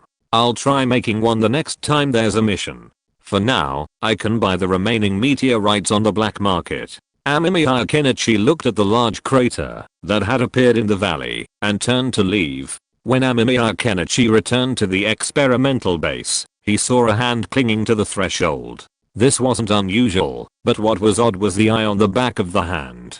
It was a Tomigata Sharingan. It seems he doesn't have eyesight, the teacher shouted, pen in hand, followed by Hatsunshin. However, in the short time that Amemiya Kenichi had been away, Hatsunshin had undergone a profound transformation. He had 3 new eyes on his right hand, all Sharingan. One on the back of his hand, one on his forearm, and one on his shoulder. It looked incredibly strange. Oh, Kenichi, you're back. Orochimaru glanced at Amemiya Kenichi before continuing with his test. Teacher, what's this? Amemiya Kenichi looked at Possenshin curiously. Possenshin seemed to be in a state of mixed emotions. It was understandable. Anyone with 3 eyes on their hands would be a bit strange. This is part of our root partnership. Come with me later. We have a mission to complete, the teacher said without turning around. He was prodding the Sharingan with his fingers and asking Possenshin if he felt anything unusual. Huh, okay. Amemiya Kenichi was taken aback. He initially thought Nagato had assigned him a mission, but then he realized he'd already applied for it, so it wasn't Nagato's job, but rather the teacher's. He just didn't know what it was supposed to be. Research content isn't always easy to write about. If you include too much, people might think it's superficial, but if you don't, people will be confused about how it was accomplished. Therefore, I can only try to limit the length of the research content. If you have any opinions, please feel free to share them, so that I can decide the length of the research content later. Thank you very much for your support. Chapter 113. Whether or not a villain can be destroyed is the core criterion for measuring his abilities. Everyone goes through a phase in their life when they realize life seems meaningless and begin to develop an intense fear of death. This might happen after playing games, lying in bed after work, or even while showering or eating. Suddenly, a question comes to mind. When you die, won't everything in this world have anything to do with you? The excitement of the future will have nothing to do with you. Once you fall asleep, you'll never wake up again. You'll lose track of your friends, online friends, and family, and their futures. Your consciousness will plunge into eternal darkness. So, people begin to realize that no matter what they do, when they die, it will be meaningless. This is why people fear death, even to the point of sleeping. And right now, in the land of fire, a prominent figure is caught in the same fear. Teacher, I really don't understand. There are pure lands and souls, so why would anyone fear death? Amemiya Kenichi was puzzled. Only after leaving the laboratory did he understand the purpose of the mission the teacher had outlined. Simply put, the Firelands daimyo has contacted Orochimaru and wants him to inject him with an anti-aging drug. Only then did Amemiya Kenichi realize his teacher's extraordinary versatility, even creating an anti-aging potion, though he claimed it was just a simple cell-nourishing agent. It was something he accidentally discovered while studying the cells of the first generation. It could boost cellular activity and eliminate wrinkles, giving the illusion of youth. Yet, wealthy individuals still flock to it, especially non-ninjas. The more powerful, the more they fear death. Those who have enjoyed power and wealth are even more reluctant to let go, Orochimaru said calmly. He too feared death, but his fear was the inability to learn more ninjutsu and knowledge. Therefore, Orochimaru developed the ninjutsu of the corpse reincarnation technique, essentially achieving immortality. While there might be some potential problems, he currently felt that, aside from the inability to control some of his muscles, the other issues were relatively minor.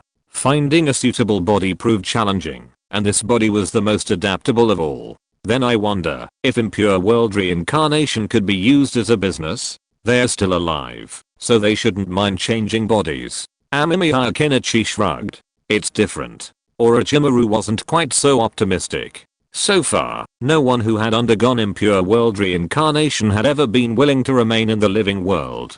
He also suspected that, if the impure world reincarnation sacrifice developed any physical problems, the technique would likely dissolve itself. For example, decay, though no signs of decay had been observed. Amemiya Kenichi agreed.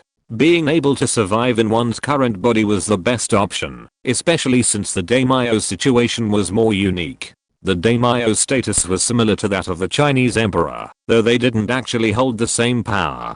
Furthermore, the ninja world lacked a unified nation. So, these daimyo were essentially petty emperors of their respective nations. But they were still considered members of the royal family, so power struggles and intrigues were perfectly normal. With the daimyo's death, his son would likely be the happiest, finally inheriting the throne. If the daimyo could live, as long as the empress of his previous life, there would have been a bloody storm. After all, who could be crown prince for 70 years? Therefore, he couldn't die. If he did, he had to be resurrected immediately to consolidate his power. However, there was a problem with impure world reincarnation. The marks of earth cracks on his body were very obvious, almost unavoidable, and easily discovered. But this daimyo of the land of fire is an interesting person, Orochimaru said, looking at the familiar land of fire with a hint of a smile. I heard that this daimyo is not content with being ordinary, Amemiya Kenichi interjected. He had also heard some stories about the daimyo of the land of fire. After all, Konoha was founded in the land of fire, and the new Hokage of Konoha required the daimyo's official documents to take office. While this was merely symbolic, it at least showed that the village had a certain respect for the daimyo of the land of fire. However, it wasn't much. Perhaps it's the Hidden Leaf village's superior status, but the Fire Country daimyo is actually quite critical of this. Kenichi Amemiya once chatted with Kakashi, and he heard him mention that the Fire Country daimyo seemed to have formed a ninja group of his own. This was presumably the 12 Guardian Ninjas, a name that's a bit of a mouthful. Kenichi Amemiya had a deep impression of this small group because, on the night of the Ninetales Rebellion, he encountered a figure resembling Kazuma, who was attempting to harvest the Ninetales chakra, only to be intercepted by Kenichi Amemiya. Kenichi Amemiya also had his own ideas about the Ninetales chakra, even considering integrating it into thermobaric bombs. However, the difficulty of doing so was considered prohibitive, so he abandoned the idea. However, Kenichi Amemiya remembered that someone in this small group seemed to possess a secret technique, rumored to have the power to destroy Konoha. Konoha was truly pitiful, constantly being destroyed, as if villains who didn't possess the power to do so were somehow inferior. If there were an Arkham Asylum in the ninja world, the admission requirement would probably be mastery of the ability to destroy Konoha. Of course, those who constantly threatened to destroy Konoha were eventually taught a lesson by Naruto or other Konoha ninjas. Yes, the daimyo has established his own ninja organization, and it's quite powerful. Orochimaru nodded. He naturally knew about the daimyo's group. But sensei, is it necessary to call me for something like this? Amemiya Kenichi was puzzled. He could already see the city where the Fire Country daimyo resided, a bustling metropolis even larger than Konoha. Pretend to be hardworking, so we can get more money. Hearing his teacher's words, Amemiya Kenichi frowned. So, he was just here, to make up the numbers. Oh, no, maybe he was even here, to help the teacher get more research funding. But never mind. Amemiya Kenichi had never been to the Fire Country's capital before, so he might as well consider it a chance to broaden his horizons. Who knows, he might even gain some unexpected benefits. So, Amemiya Kenichi followed his teacher inside.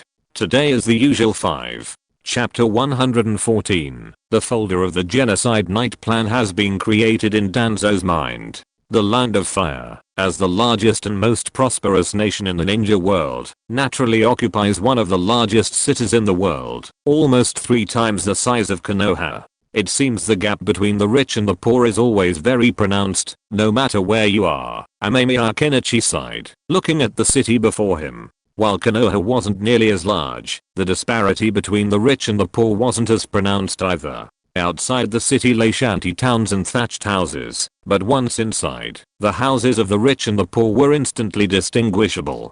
Just across the street, it felt like 2 completely different worlds, white walls and pristine grounds on one side, while the other was filthy and grimy. This world has always been like this, Orochimaru said calmly. He had been observing the area since entering, which piqued Amemiya Kenichi's curiosity. He looked around, but saw nothing unusual. The Land of Fire's capital city was densely populated, so the people didn't pay much attention to these outsiders. Amemiya Kenichi also noticed that there were quite a few ninja in the city, most of them from Konoha. No wonder the teacher had requested the technique of erasing facial expressions. Teacher, are we going directly to the daimyo's residence? Kenichi Amemiya was initially curious about the Fire Nation's capital, but after a brief look, his interest faded. The so-called capital couldn't compare to the cities of his past life, or even to some county towns. It was truly uninteresting. Only the street food, like the 3 colored meatballs, brought a touch of nostalgia to Kenichi's mind. Fire Nation snacks were quite delicious and affordable, like the 3 colored meatballs. Yes, let's take care of something else while we're there, Orochimaru nodded. He then led Kenichi Amemiya to a shop. Upon entering, the teacher knocked twice on the counter, and the clerk led them to another room. Lord Orochimaru. A ninja sat in the room, his face masked, his true form hidden. But just by looking at his appearance, Kenichi Amemiya knew who it was. A ninja from the Root. The presence of a Root ninja in the Fire Nation's capital wasn't surprising. As the shadow of Konoha, the Root's tentacles spread everywhere. It would be strange if they weren't in such an important place as the Fire Nation's capital. Orochimaru didn't say much, but handed over a document. The Root ninja took it and checked it for any problems, but didn't open it. Master Orochimaru, this is from Master Danzo.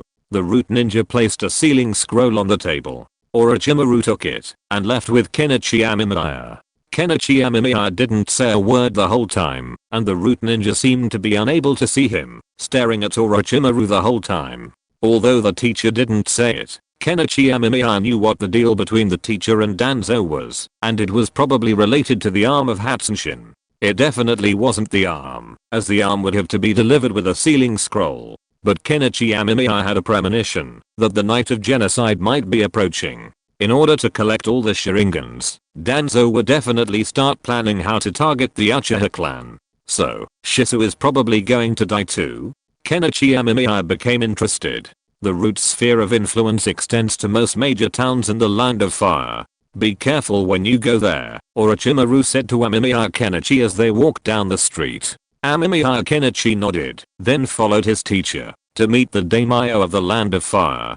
The daimyo of the Land of Fire looked to be at least in his 50s, which is considered old in the ninja world, given that few can reach that age. This was especially true for ninja, as most didn't live very long, unless they were extremely powerful. Frankly, even those with great abilities didn't necessarily live to old age. The daimyo was very welcoming. Despite his age, he showed great care in entertaining Orochimaru and Amemiya Kenichi, a level of care that even Amemiya couldn't fault. There were even beautiful maids pouring wine close to him, dressed in loose-fitting clothes that Amemiya Kenichi couldn't bear to look down at. "This is my guardian ninja. What do you think?" The daimyo clapped his hands, and 6 ninjas emerged. The man in the lead, Amemiya Kenichi knew instantly upon seeing him, was none other than Kazuma, whom he had met earlier in Konoha. The one who'd sought to harvest the Nine-Tails chakra. However, the other man didn't recognize him, as he changed his appearance. But the look he gave him, and Orochimaru wasn't particularly friendly. "Looks like a very elite ninja," the teacher smiled, surprising him somewhat. It was rare to see him like that. He'd always remembered him as someone who rarely smiled. Alas, these guys aren't strong enough, the daimyo sighed, setting down his glass. The ninjas around him didn't show any sign of humiliation, but simply stood silently. Amemiya Kenichi raised an eyebrow, amusing. "Your Highness, you're being too modest. Basic protection is still adequate," the teacher said gently. "But I think my guard force might need a legendary ninja, renowned throughout the ninja world, to lead it. The rewards would surely be generous, and he'd have high status and autonomy." The daimyo smiled at Orochimaru. This wasn't just a hint. Amemiya Kenichi was a bit unsure what to say. The daimyo was ambitious, but not too ambitious. At least, while they had the guts to establish the 12 guardian ninjas and even wanted to recruit a teacher, they probably wouldn't dare to openly go against Konoha. Daimyo, if Konoha is determined to kill someone, nothing can stop them, at least within the land of fire. Orochimaru was a bit impatient. "We agreed to discuss business, so why are you wanting more, before we even get started?" Amemiya Kenichi noticed that Kazuma's eyes were a little unconvinced, but the other ninjas didn't seem to mind. The daimyo didn't get angry. Instead, he smiled and let his guard ninja go. He dismissed the other servants, and finally got down to business. "Mr. Daimyo, before the injection, I still need to explain to you some of the possible side effects of this injection." Listening to the teacher's tone, Kenichi Amemiya knew that the teacher was not in a good mood. "Sorry for the late update. I had something to do at home in the afternoon and just finished it." Chapter 115 Butterhand Sarutobi Asuma. After helping his teacher act out a few scenes, Kenichi Amemiya wiped his sweaty forehead and walked out, looking exhausted. There was nothing else for him to do. Although he could have stayed inside, he decided to get some fresh air. However, upon exiting, Kenichi Amemiya spotted the same guardian ninjas from before. However, the current number of guardian ninjas wasn't as large as it would have been in the future. There were only 6, including Kazuma and a bald monk. The other 4 ninjas looked like minor characters, but judging by their appearance, they were likely elite ninjas. Kenichi Amemiya wondered if they were the 4 who mastered the mysterious lightning release jutsu. Kenichi Amemiya didn't remember the plot of the 12 guardian ninjas very clearly, but he remembered it involved the Nine-Tails, Konoha, the necromancer, and the threat of Konoha's destruction. What impressed Kenichi most was a unique jutsu.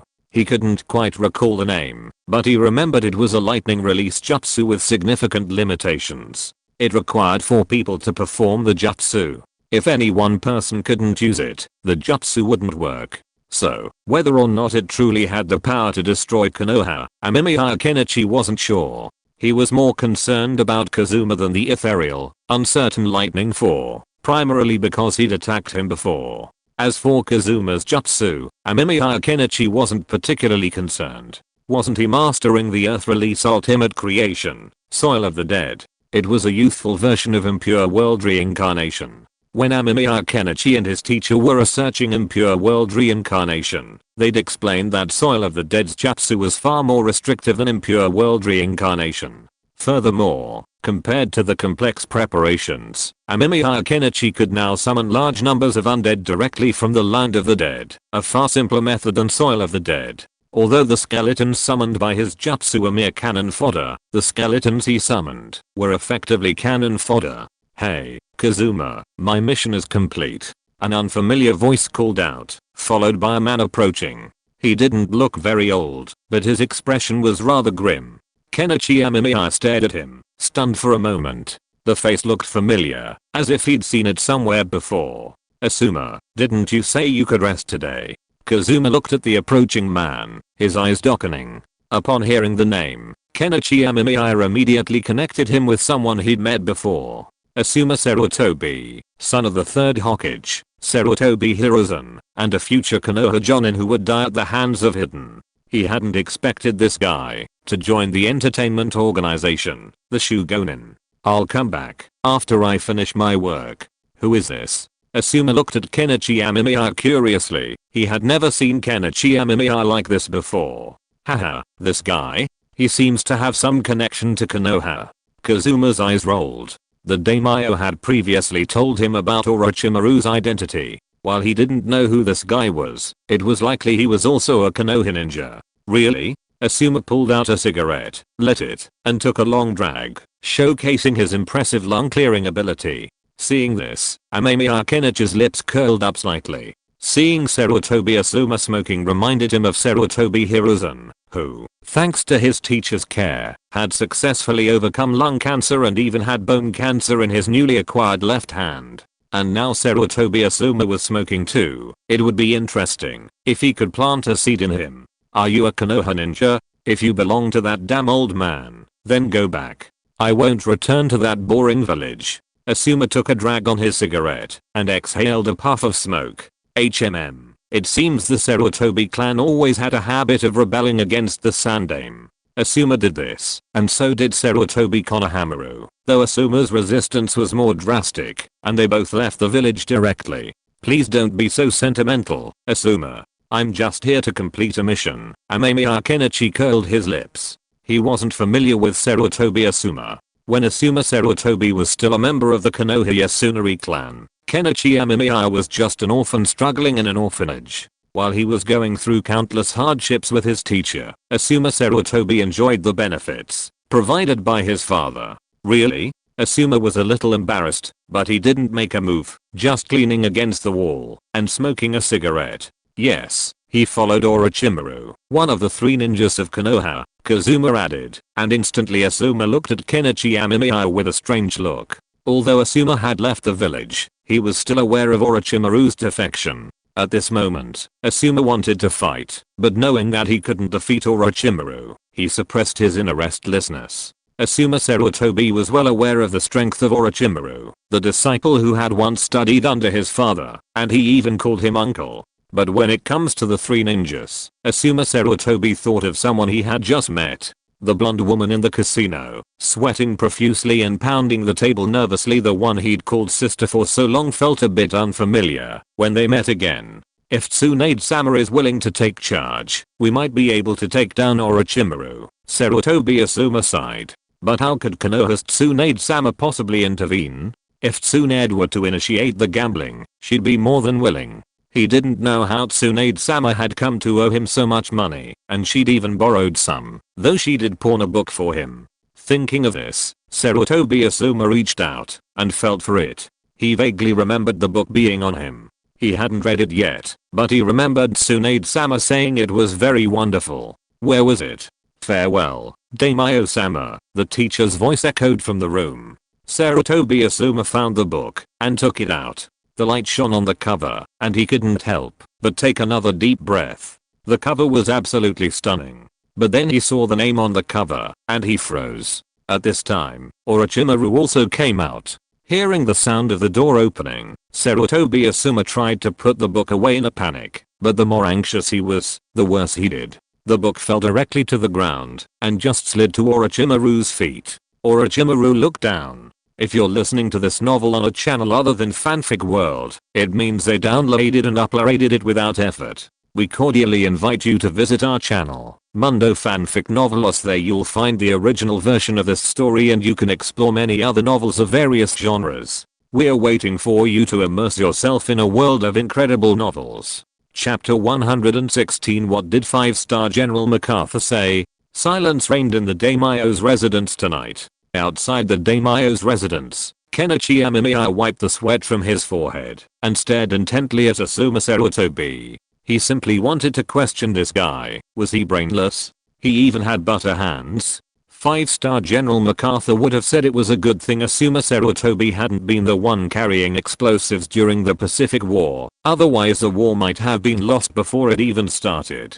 And by some strange coincidence, Asuma Sarutobi had just pulled out Jiraiya's previously published book, The Story Between Princess Orochimaru and Me. It had fallen right at the feet of Orochimaru, making Kenichi Amemiya wonder if Asuma Sarutobi had done it on purpose.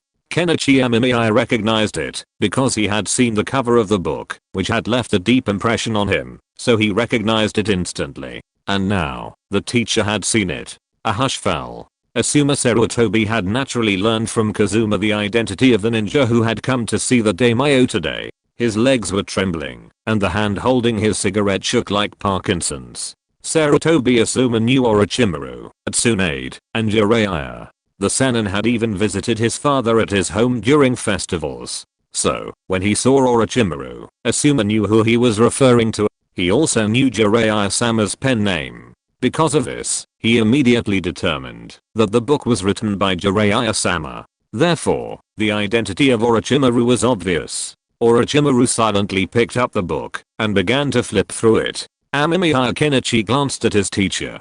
But, he was reading the book. If there had been a chance before that the teacher hadn't read this, now it was hopeless. After all, if the teacher wasn't mentally ill, he would have seen through it. Kenichi Amemiya silently lit a candle for Jiraiya and Asuma, praying for the Six Paths Sage to bless these two unfortunate individuals. Kazuma and the others nearby, though unaware of the situation, were still silenced by the atmosphere. As time wore on, the oppressive feeling grew stronger.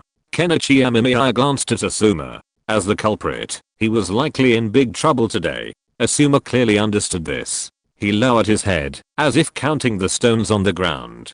Kenichi Amemiya could even see the sweat pouring down his forehead, his neck glistening. Hahaha, that's really interesting, Asuma, Orochimaru chuckled, putting down the book. He had finished it. It wasn't very thick, only the first volume, and Orochimaru was known for his quick reading, so it wasn't surprising that he'd finished it in such a short time. Uncle Orochimaru, Asuma said stiffly, raising his head with a complex smile. It was clear that his emotions were certainly mixed. Asuma, it's been a while. You've grown up so much. Orochimaru gently patted Asuma's shoulder. Asuma stiffened, but he wasn't feeling any discomfort, just a warm sensation. This book was given to me by Tsunade-san. I really didn't buy it. Asuma gave a stiff smile. Honestly, he didn't dare to provoke Orochimaru. As one of the Sannin, possessing the strength of a cage, even he and the other ninjas combined would likely be no match for him, especially since he was accompanied by someone whose identity he didn't know.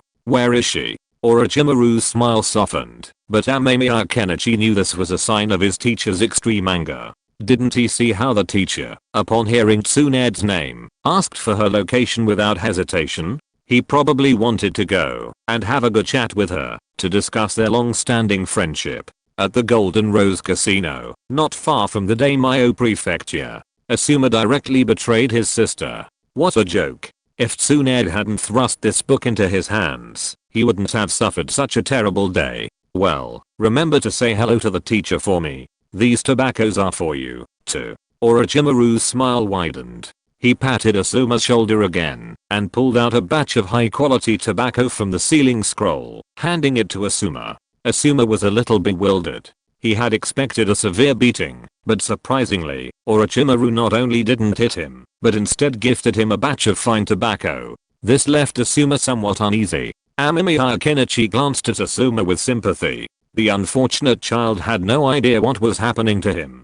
Just now, Amemiya Kenichi had sensed the emanation of yang-attributed chakra. It seemed the teacher was planning to treat Asuma as well. Whether the cancer had truly been inflicted, Amemiya Kenichi wasn't sure, but judging by the teacher's fury, he felt it was likely activated.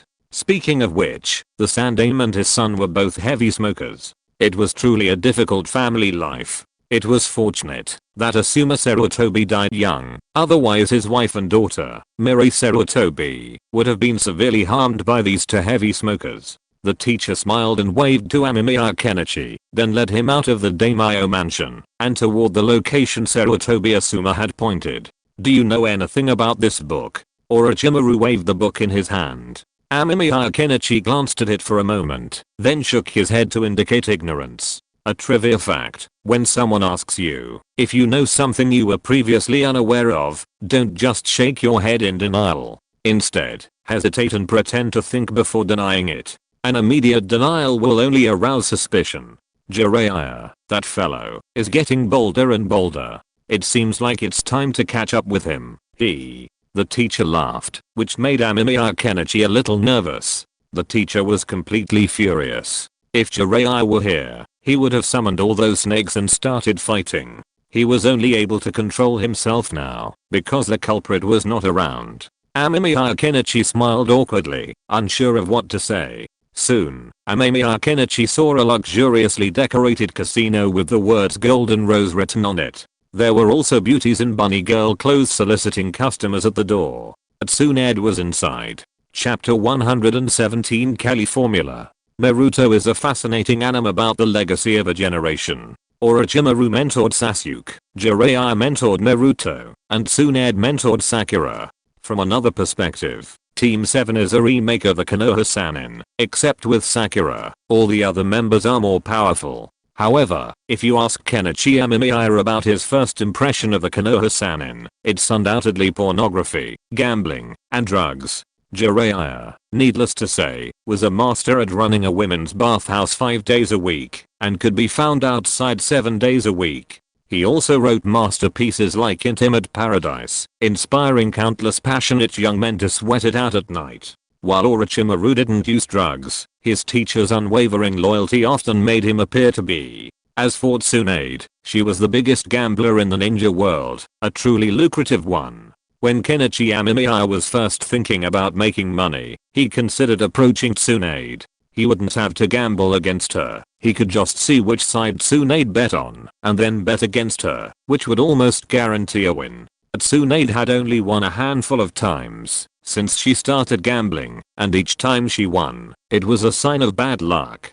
She was truly a master of the ninja world. Following their teacher inside, Kenichi Amemiya immediately located Tsunade's location. After all, half the casino was gathered there, shouting and yelling, drawing considerable attention. As he approached, Kenichi spotted Tsunade. She looked young and beautiful, seemingly untouched by time. He knew this was the effect of her ninjutsu. A quick glance revealed what Tsunade was playing, a very ancient casino game, dice. Big. Tsunade's face flushed, and she pounded the table. But the answer, a leopard, revealed the dealer's high and low bets, sending wails of grief through the gambling table. Frustrated, Tsunade lost her chips, but then she looked up at Kenichi Amemiya, her gaze fixed on Orochimaru, who smiled back at her. Let's go talk. Orochimaru nodded, and Tsunade smiled. She stood up, gave Shizune a word, and followed Orochimaru out. The dealer in the middle of the casino tried to intervene, but after seeing Orochimaru's indifferent look, he shut up. Sister Shizune, Amemiya Kenichi greeted with a smile. Now that the teacher was gone, the oppressive atmosphere finally eased a little.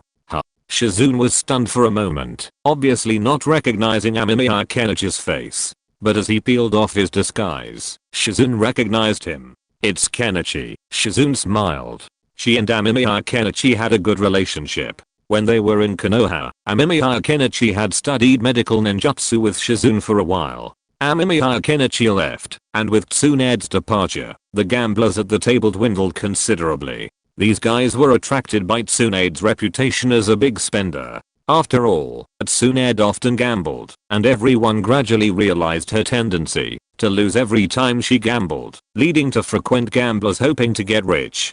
But the dealers were clearly no fools. Shizune's sister, you've really had it tough. Amemiya Kenichi sighed, looking at her. Shizune was actually quite capable, with powerful medical ninjutsu. In Konoha, she'd definitely be a Jounin level medical ninja. She'd probably have no problem becoming the director of Konoha Hospital, but Shizune was still willing to follow Tsunade. It's okay. Serving Tsunade-sama has always been my dream. Shizune smiled gently. She didn't say much, especially to strangers. But to someone she knew, Amemiya Kenichi, Shizune was happy to share a few words. Amemiya Kenichi approached Shizune and surveyed the gambling table. Even though Tsunade had left, some gamblers still decided to try their luck. Kenichi, gambling is not allowed, Shizune warned, noting his attention to the table. I know. I wouldn't even play at a rigged table like that. Amemiya. Kenichi shook his head. He truly had no interest in such things. He had some understanding of these things. After all, anti-fraud propaganda was rampant in his previous life. He'd also been in the Jidu bar, so he'd naturally read the stories of those veteran gamblers. It was safe to say that none of these dealers were clean. Even the top mathematicians couldn't beat them. How much should I bet this time? I think there might be a jackpot, the gamblers nearby whispered. Amemiya. Kenichi glanced over. He thought the question of bet size could be deduced using the simple formula F * equals BP Q/B. This formula was the Kelly criterion, but it had its own caveats. It only applied to absolutely fair probability games with positive expected returns. If it was negative, then not betting was considered a win. Obviously, however, this formula didn't apply to casinos, as there was no fairness in casinos. The Ninja World's casinos employ a myriad of tricks. Even the so-called gankings of past lives would have lost their fortunes here. Of course, when facing Tsunade, one must be even more cautious in their cheating methods. Otherwise, being discovered would be a real problem. Amemiya. Kenichi, chin in hand, observed for a moment, before grasping the underlying mechanism. It was a simple magnetic manipulation. Some of the dice were infused with metal. The dealer was a beautiful woman, seemingly motionless, yet she could precisely control the dice. She usually took the winnings from the side with the highest bets, occasionally making a leopard doll bet, though she would also give out small bonuses to allow others to win a few times. Amemiya. Kenichi shook his head. Gambling was definitely a part of the world's oldest business. At that moment, Amemiya. Kenichi heard a loud bang outside, and then the casino floor split in two. He turned to see Tsunade's fist crashing into the ground. Looking at Tsunade's angry eyes and the spreading crack, Amemiya. Kenichi's mouth twitched. Tsunade is worthy of being Tsunade. This strange strength is really no joke. So what happened? Didn't you go out with the teacher to discuss something before? Why did it suddenly become like this? Could something have happened? The movie All or Nothing is not bad. Although some plot designs are unreasonable, in order to pass the review, it is still very good. Don't go to places like that. The high salary is a scam. Chapter 118. How many Tsunade books did Hemophobia create? Kid, where's your master? Tsunade stormed over. Seeing the furious Tsunade, Amemiya. Kenichi swallowed, expressing his immense pressure. I don't know. Sensei hasn't come back here, Amemiya. Kenichi said, bewildered. What had just happened?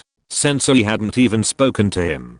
So, he had no idea what had happened. After all, Sensei hadn't given him any eye contact or even a single word before leaving, so he had no idea why Tsunade was so angry. And now, Amemiya. Kenichi noticed that in the chaotic streets outside, he could only see Tsunade, but he had no idea where Sensei was. Tsunade's face darkened further at this, but she didn't react to him. Instead, she glared at him and stormed out, leaving Amemiya. Kenichi to follow.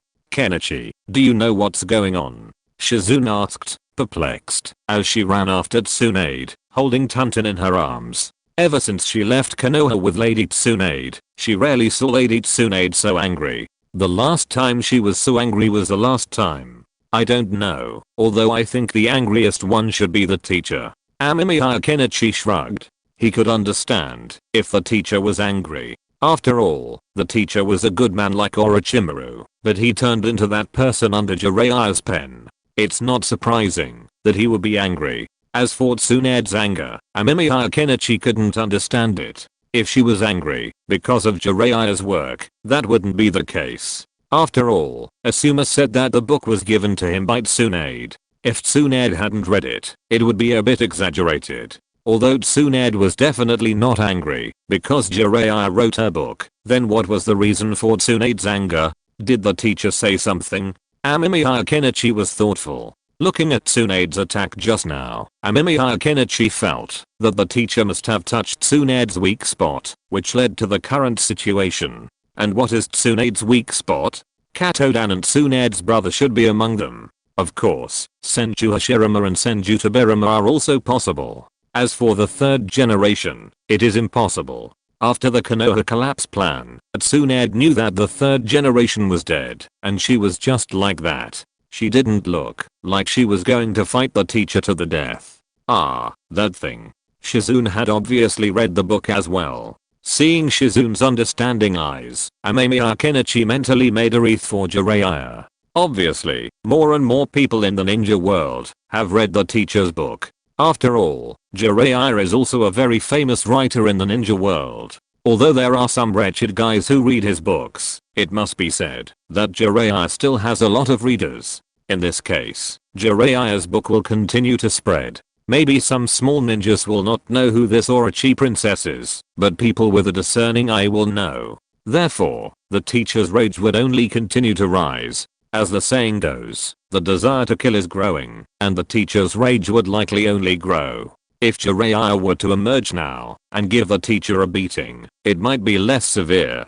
The later he found him, the more likely the teacher would kill him. Soon, Amemiya Kenichi heard a loud noise coming from the front. He exchanged a glance with Shizune and hurried over, only to see Tsunade and Orochimaru. Orochimaru, I will never tolerate insulting the dead. Tsunade glared at Orochimaru angrily. Amemiya Kenichi noticed that his teacher's face remained calm, showing no emotion. Oh, I just mentioned it casually. Orochimaru smiled. He felt a little regretful. He should have been more prepared. But he knew Tsunade well. So, Orochimaru bit his lip, and blood flowed down. The bright red blood reflected in Tsunade's eyes, and she instantly trembled and shrank back in fear. Is Tsunade-san's hemophobia still there? Amemiya Kenichi glanced at his teacher and breathed a sigh of relief. He wasn't worried about a fight between the teacher and Tsunade. The teacher didn't seem inclined to do so he was still in the mood to chat with Shizune. As for why she called him sister, it was naturally because Tsunade wouldn't allow Amemiya Kenichi to call her auntie. According to Tsunade, she was a girl of eternal youth and beauty, so she forced him to call her sister. Seeing Tsunade's kind smile and the fists behind her, Amemiya Kenichi wisely and sweetly called her sister. Later, however, Amemiya Kenichi realized that calling her sister was truly beneficial. The benefits were numerous, like pocket money and dinner invitations, so he took it all for granted. Shizune sighed. She could tell the Sannin wouldn't fight, but the thought of Tsunade's hemophobia left her feeling helpless. It was a psychological condition that could only be overcome on her own. Medical ninjutsu wouldn't help. Amemiya Kenichi rubbed his chin. It's generally rare for girls to suffer from hemophobia. After all, girls have relatives every month, so they are more accustomed to it. However, Tsunade's hemophobia was caused by the deaths of Katodan and her brother, Naoki. It's a psychological condition, and the best solution is essentially for Tsunade to face it herself. But that obviously hasn't worked. Otherwise, Tsunade wouldn't have been afraid of hemophobia for so many years. A second option is to seal away the memories of Katodan and Naoki's deaths. This should also be a cure, but Tsunade is a Sannin, a powerful figure with considerable expertise in sealing techniques. Sealing her without alerting her is no easy task. Tsunade, you're still the same. A Sannin like you has this problem. Orochimaru calmly observed the trembling Tsunade. He had already noticed Tsunade's hemophobia, but there wasn't a particularly effective treatment. So, Konoha's 3 ninjas are now actually 2.5 ninjas. Tsunade's strength is greatly limited by her fear of blood. If the tactics are used properly, a few jonin might be able to defeat Tsunade. You are too despicable, Orochimaru. Tsunade was trembling all over, but she was still able to stand. Then she noticed something strange above her head, and punched it subconsciously, and a snake was instantly blown up.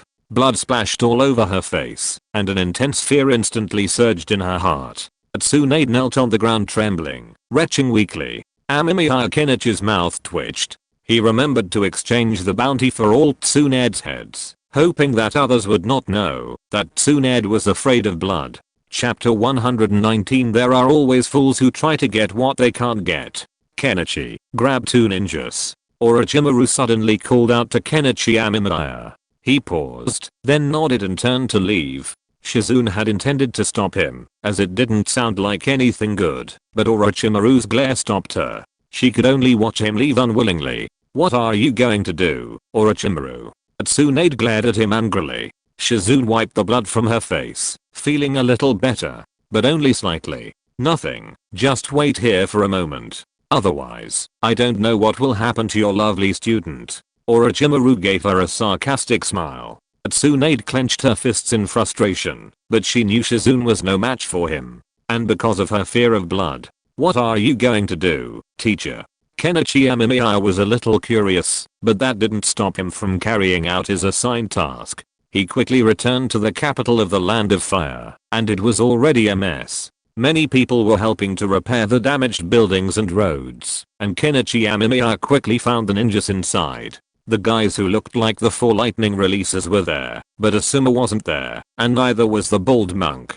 Kazuma was there, and he seemed to be saying something. Kenichi Amemiya curiously used the transformation technique and moved over. As he approached Kazuma, Kenichi Amemiya also heard what Kazuma said. These Konoha ninjas are truly heinous. Look. This is the evidence of these guys' wantonness. Kazuma said indignantly, and while he spoke, he angrily hammered the collapsed house, and his fist drew blood. One can see at a glance how angry he is in his heart, and how much he stands up for the innocent victims. As expected of a staunch anti-Konoha faction, Amemiya Kenichi shook his head.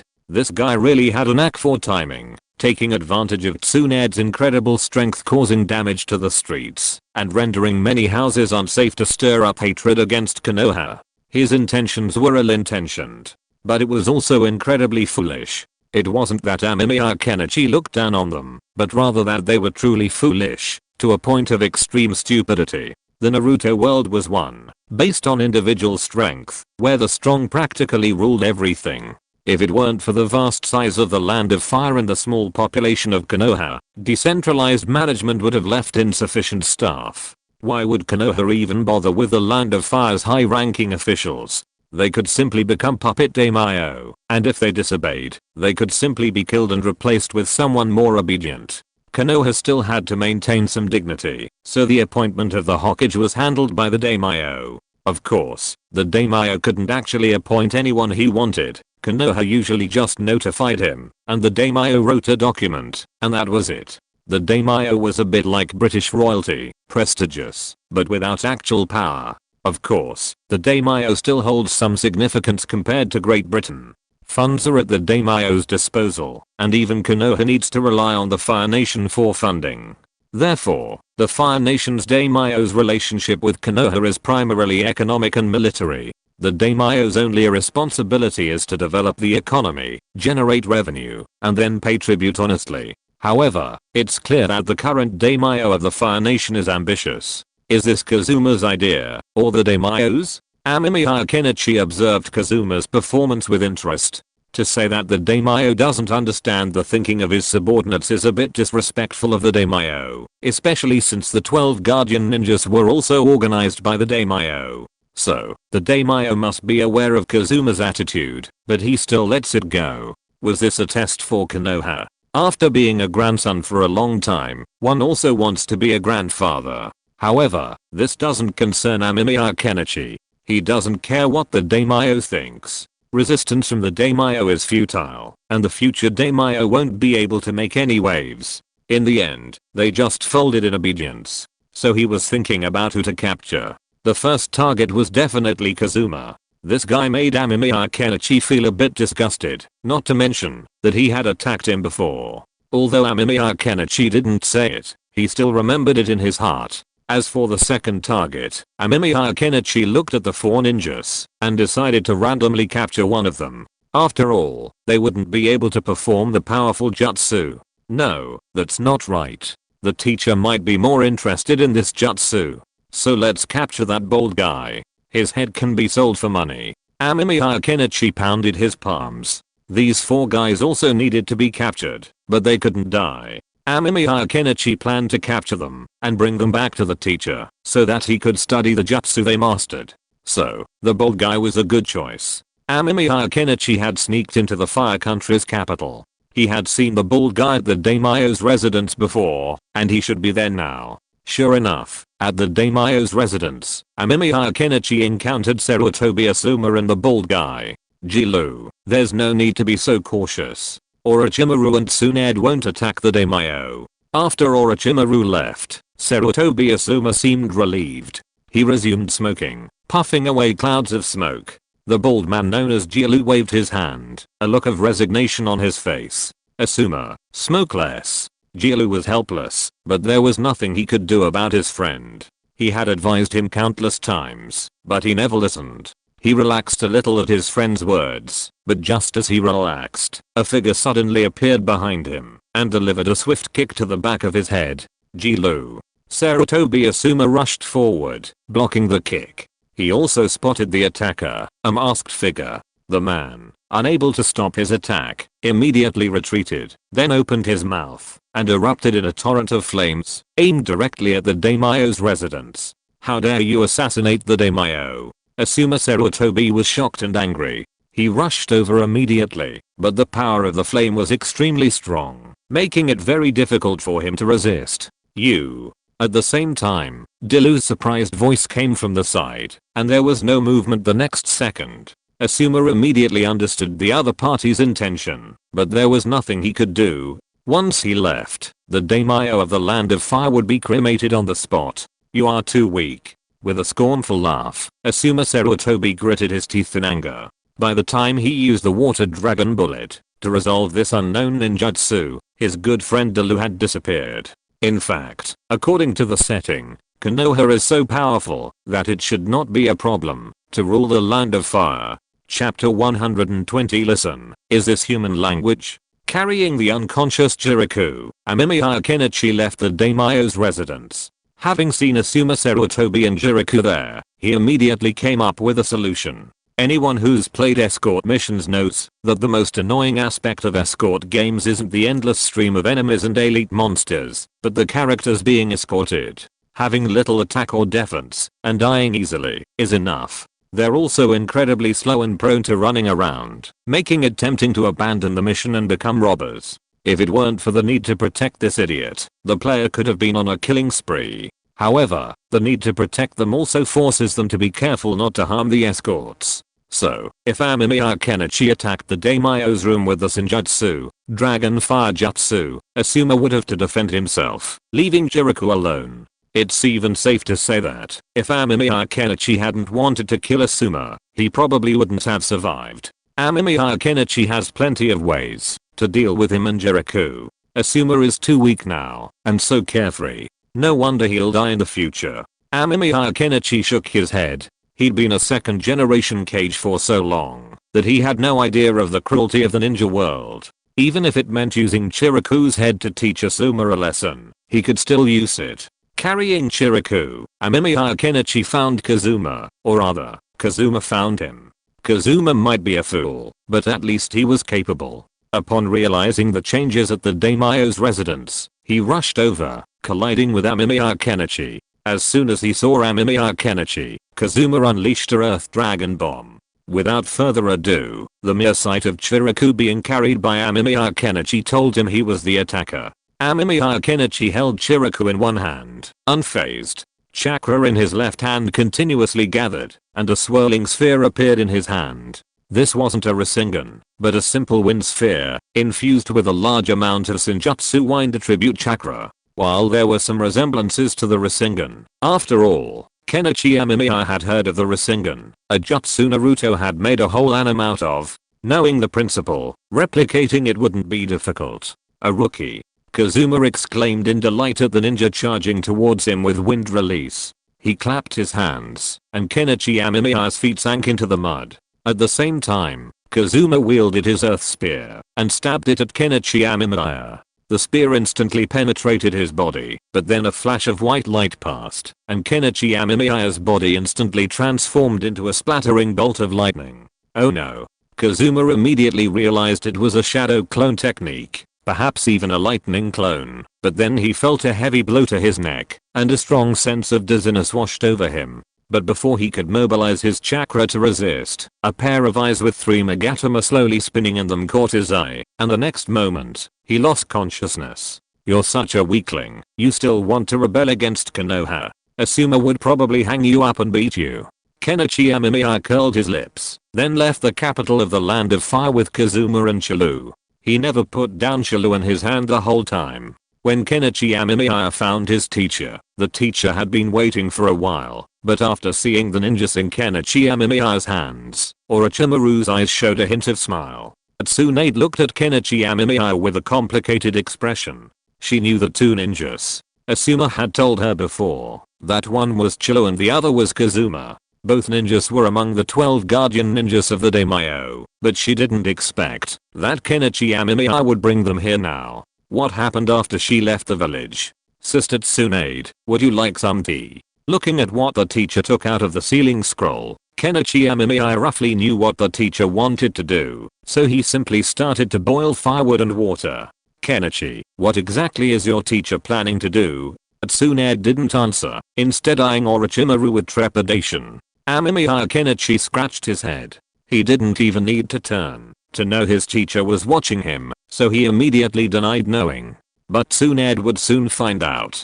Shizune's sister, Amemiya Kenichi handed over 2 cups of tea. Tsunade and Shizune both accepted with complicated expressions, puzzled as to what was happening. Hadn't they just been fighting? Why were they suddenly drinking tea? After Tsunade finished her cup, she began to pant. It wasn't because Kenichi had added computer parts to the tea, but because she had already discerned what Orochimaru was planning.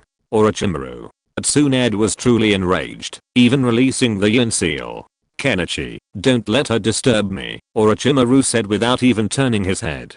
Amemiya Kenichi stared at his teacher in amazement. Listen, is that even human language? Asking her to block out the rage of Tsunade, who had released the yin seal. Without a word, Amemiya Kenichi struck himself with a blow, then spat out a mouthful of blood. But Tsunade was Tsunade after all. It would be naive to think that a single mouthful of blood would weaken her enough to allow her to be manipulated. Tsunade blew away the splattering blood, then glared at Amemiya Kenichi angrily. Kenichi, this is none of your business. Get out of the way. Tsunade's rage grew, and the sight of blood only slightly lessened her fear. Sorry, Tsunade nay, I just wanted to test my tolerance. Amemiya Kenichi smiled a gentle smile, reminiscent of Orochimaru's, a smile that had grown from their daily interactions. Then be careful. Tsunade stomped her foot on the ground, and the earth instantly cracked, impacting Amemiya Kenichi. Amemiya Kenichi donned his mask, and leaped to avoid the attack, simultaneously channeling a surge of Senjutsu chakra, a shrill bird song echoing through the forest. But this isn't a Chidori anymore. As Kenichi Amemiya continued to mobilize his chakra, the bird calls had turned into a shrill sound, as if one were in the center of a thunderstorm, deafening. Good boy. Tsunade looked at Kenichi Amemiya with admiration. The power of this move really shouldn't be underestimated. Tsunade was a little happy for the excellent performance of her junior. Facing the lightning column that surged from Kenichi Amemiya's hand, Tsunade didn't use her own strange strength, but directly opened her mouth and used the wind-style vacuum ball to rush towards the light column, but it was defeated in an instant. After using the vacuum ball, Tsunade instantly left, avoiding Kenichi Amemiya's attack. Chapter 121. It is dangerous to try to invent ninjutsu casually. A loud thud echoed. Amemiya Kenichi wiped the sweat from his forehead as he looked at the cracked ground. Tsunade's incredible strength was truly remarkable. How many could withstand a punch of that power? He didn't want to try. He remembered that Jiraiya seemed to have some feelings for Tsunade, but the two never ended up together. It was truly sad that the most lustful and lecherous sage had no descendants. Boy, you dare to lose focus while fighting me? Looking at the enraged Tsunade, Amemiya Kenichi couldn't help but sigh. He didn't want to lose focus, but this was Tsunade. She was swaying so fast that it was hard not to lose focus, especially since she was his elder, with whom he had a good relationship. He couldn't possibly kill her, could he? But then, a thought struck him. The greatest feature of Sage Mode was the ability to draw upon Senjutsu Chakra, a substance composed of natural energy. Senjutsu Chakra could be used to unleash extremely powerful Senjutsu ninjutsu.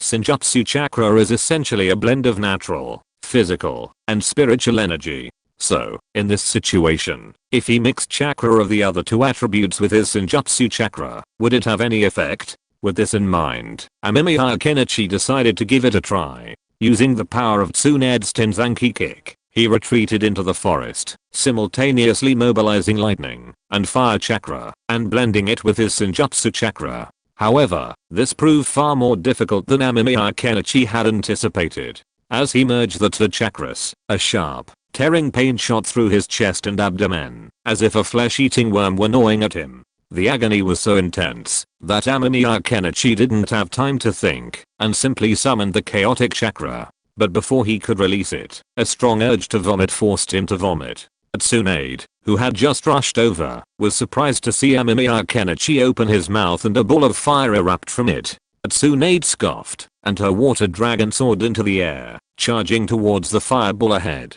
However, the moment it made contact, it was vaporized, and the flames darkened even deeper. Such a powerful fire technique?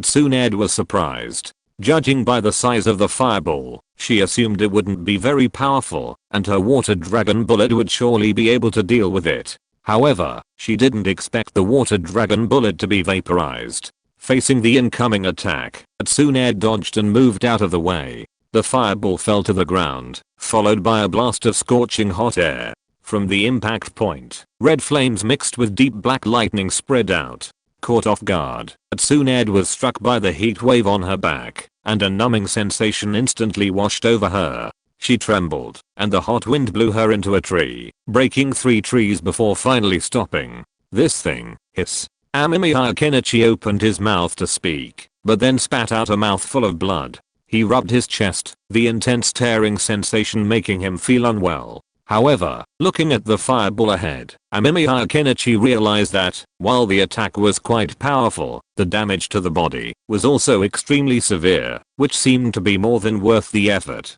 Furthermore, the force of the explosion seemed unique. From the impact point, the area within 50 meters was flattened. Trees fell to the ground, still black in color, showing no signs of being set ablaze. Amemiya Kenichi thought it might be the effects of the lightning release. Boy, are you okay? Tsunade angrily climbed to her feet, but then saw Amemiya Kenichi spit out a mouthful of blood. Her face paled, but she still frowned and asked. Just a sudden thought, cough cough. Amemiya Kenichi opened his mouth, but the fishy taste in his throat made him cough twice more. HMPH, that jutsu of yours is quite interesting. Tsunade curled her lips, about to say something, but then she turned her head and looked behind her. She had been busy fighting with Amemiya Kenichi, and now she realized that Orochimaru seemed to have finished. Shizune, come and heal this brat. Tsunade stormed over. Orochimaru, that bastard. Shizune hurried over, her hands channeling a large amount of Yang attribute chakra. Shizune was quite skilled in the palm sage technique. Thank you, Shizune sister. Amemiya Kenichi coughed twice. With the help of the palm sage technique, he felt his throat was better. The pain had nearly killed him before, but now it was quickly relieved. Shizune waved her hand, then looked worriedly in Tsunade's direction. She had just witnessed what Orochimaru had done, and she didn't know what Tsunade-sama would do. Shizune's healing was swift, or perhaps his sage constitution had also granted Kenichi Amemiya some resilience. He quickly recovered, stood up, and followed Shizune. As he reached his previous position, Kenichi Amemiya saw Tsunade battling her teacher, and took coffins beside her. Tsunade, you're so weak right now, Orochimaru sneered. Then, as the impure world reincarnation was complete, the coffins opened, and 2 people stepped out. Katodan, and then Naoki. Orochimaru, you're desecrating the dead. Tsunade watched in rage. She had heard Orochimaru say he would summon Katodan and Naoki, which had infuriated her, but she hadn't expected him to stop him from using this forbidden jutsu. What can you do? As Orochimaru finished his words, a swarm of snakes leaped towards Tsunade, exploding as they neared her, showering her with blood. Tsunade was a little frightened, but she still quickly used wind escape to blow away the blood. But then she saw the person she had been dreaming about running towards her happily. It was Naoki. And with Naoki's childish voice of sister, the seemingly strong Tsunade suddenly couldn't hold it anymore. The wind escape had a flaw in the panic, and some blood splashed on her hands and face. But Tsunade didn't care about the blood that frightened her at the moment. Instead, she stared blankly at Naruki running towards her, then jumped up. She also subconsciously reached out and hugged her brother, just like before. Sister. Naruki happily stuck to Tsunade, rubbing his cheek against her affectionately. Tsunade tried to open her eyes wide, but tears appeared in her eyes in an instant. Chapter 122, only by facing the darkness can we get out of it. Okay, our warm reminiscing game is over. Orochimaru clapped his hands, and then Ropetra's innocent eyes became dull. The next second, Tsunade felt a pain in her stomach, lowered her head, and thrust a kunai in. The corner of Amemiya Kenichi's mouth twitched. He suddenly felt that he was too kind. The teacher's move was truly cruel, especially for Tsunade. Shizune, standing by, wanted to rush forward, but was stopped by Amemiya Kenichi. Don't be so anxious, Shizune's sister, Amemiya Kenichi said softly, lowering his voice. Although the teacher was a cold person, he still cared deeply about Jiraiya and Tsunade. Otherwise, he wouldn't have just stabbed Tsunade in the stomach. After all, the teacher would definitely have other ways to threaten Tsunade's life. If the teacher really wanted to attack Tsunade, who was currently afraid of blood, would not be able to stop him. Naoki. Tsunade pushed Naoki away, and Naoki fell to the ground, crying. This momentarily panicked Tsunade, but just as she opened her mouth, she saw Naoki being embraced by Katodan, with a kunai at his neck. Tsunade stared at the scene in disbelief. Katodan was her lover, how could he do such a thing? It had to be Orochimaru. Tsunade, choose. Who do you want to die first? Orochimaru smiled, and Naoki raised his kunai to Katodan's chest. You despicable bastard. Tsunade clenched her fists in anger. She knew that her lover and brother were both the result of impure world reincarnation. She had some knowledge of the forbidden technique that Senju Tobirama had studied.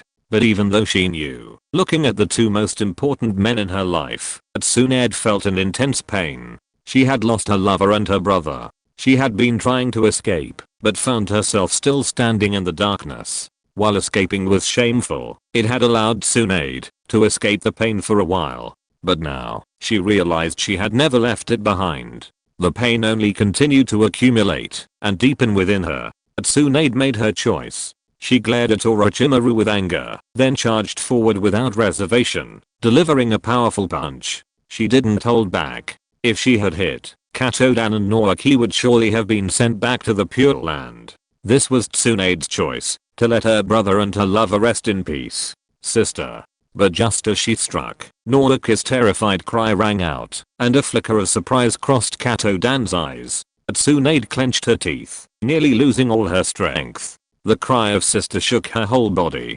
Naoki's death had always been the greatest pain in her heart. Then, suddenly, a strange sound emanated from Naoki and Katodan, and blood gushed out, spraying Tsunade. Their eyes once again glazed over, and they thrust their kunai at Tsunade. The blow struck Tsunade's neck and chest, a sure sign that even she would be in for it if it had landed. Blood, the faces of her brother and lover, Naoki's tender voice for Tsunade. At that moment, her punch seemed to have slowed down countless times, and her heart was filled with a tangle of emotions. There was longing for her lover, guilt towards her brother, fear of blood, and a faint reluctance. Even though she knew it was all illusory, her brother and lover resting in peace, the fact that she could be with Naoki and her lover at this moment, even for a few words, was enough. There were so many things she wanted to say, so much reluctance, so many regrets she wanted to make amends for. Yet, Tsunade clenched her fists. Tsunade, you're not that weak. Orochimaru stood back, his hands folded. Just as Amemiya Kenichi had thought, his teacher had no intention of killing Tsunade this time, otherwise he wouldn't have gone to such great lengths. Tsunade continued to punch, the incredible force blasting Katodan and Naoki. The overwhelming force instantly overwhelmed the impure world reincarnation, sending them flying backwards as their bodies began to dissipate. Tsunade stared blankly at Naoki and Katodan as they flew away. Just as she had thrown her punch, she heard Katodan's voice. You're still as beautiful as ever, Tsunade. Her lover's voice was as gentle as ever. He smiled at Tsunade, and then dissipated into thin air. I missed you so much. Naoki's voice was childish, but he remained the same, innocent, cheerful, and optimistic.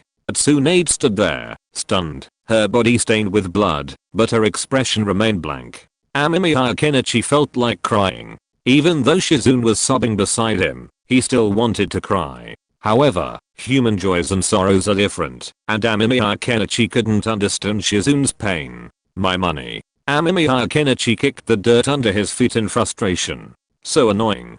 Didn't Tsunade know how to hold back? That's Chilu's head. There might be a bounty on him at the gold exchange.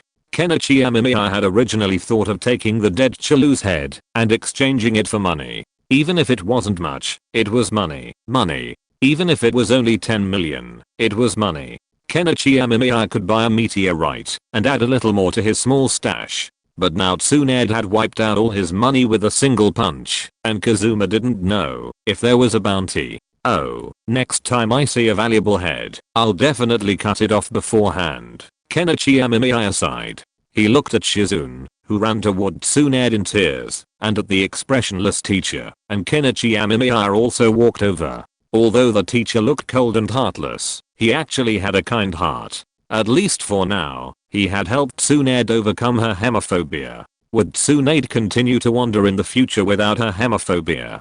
Kenichi Amemiya didn't know. The sacrifices you found are quite powerful. As Kenichi Amemiya approached, the teacher turned and left, showing no intention of continuing to speak to Tsunade. Kenichi Amemiya looked back and saw Tsunade, who was smiling and patting Shizune's back. She was looking at them and nodded at Kenichi Amemiya. Although Kenichi Amemiya knew that his idea was not very good, he still inexplicably imagined that Shizune's back was slapped with a loud sound, and her ribs might even be broken. Then Tsunade used the palm magic to heal Shizune's ribs while patting her.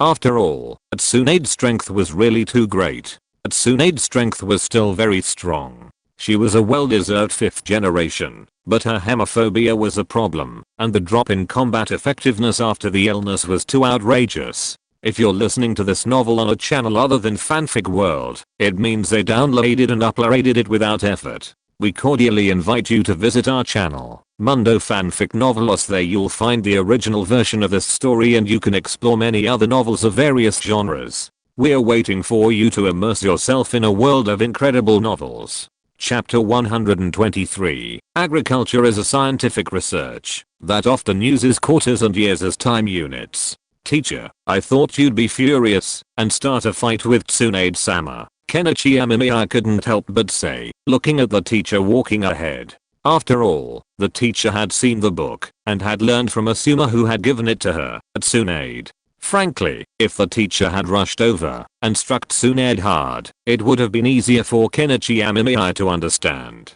Unexpectedly, the teacher even helped Tsunade overcome her fear of blood, which surprised Kenichi Amemiya. However, he knew the teacher's intentions well. After all, while the teacher seemed stern, he also possessed a gentle nature. He had considered this possibility when the teacher had asked him to find 2 living ninjas, and it was further confirmed when the teacher had Naoki stabbed Tsunade in the stomach. If the teacher truly wanted to strike Tsunade hard, or even kill her, he had many options, but he chose not to. Instead, he had Naoki use a kunai. While the kunai had some lethality, the ropes weren't strong enough. The moment they pierced the skin, they were stuck in Tsunade's muscles.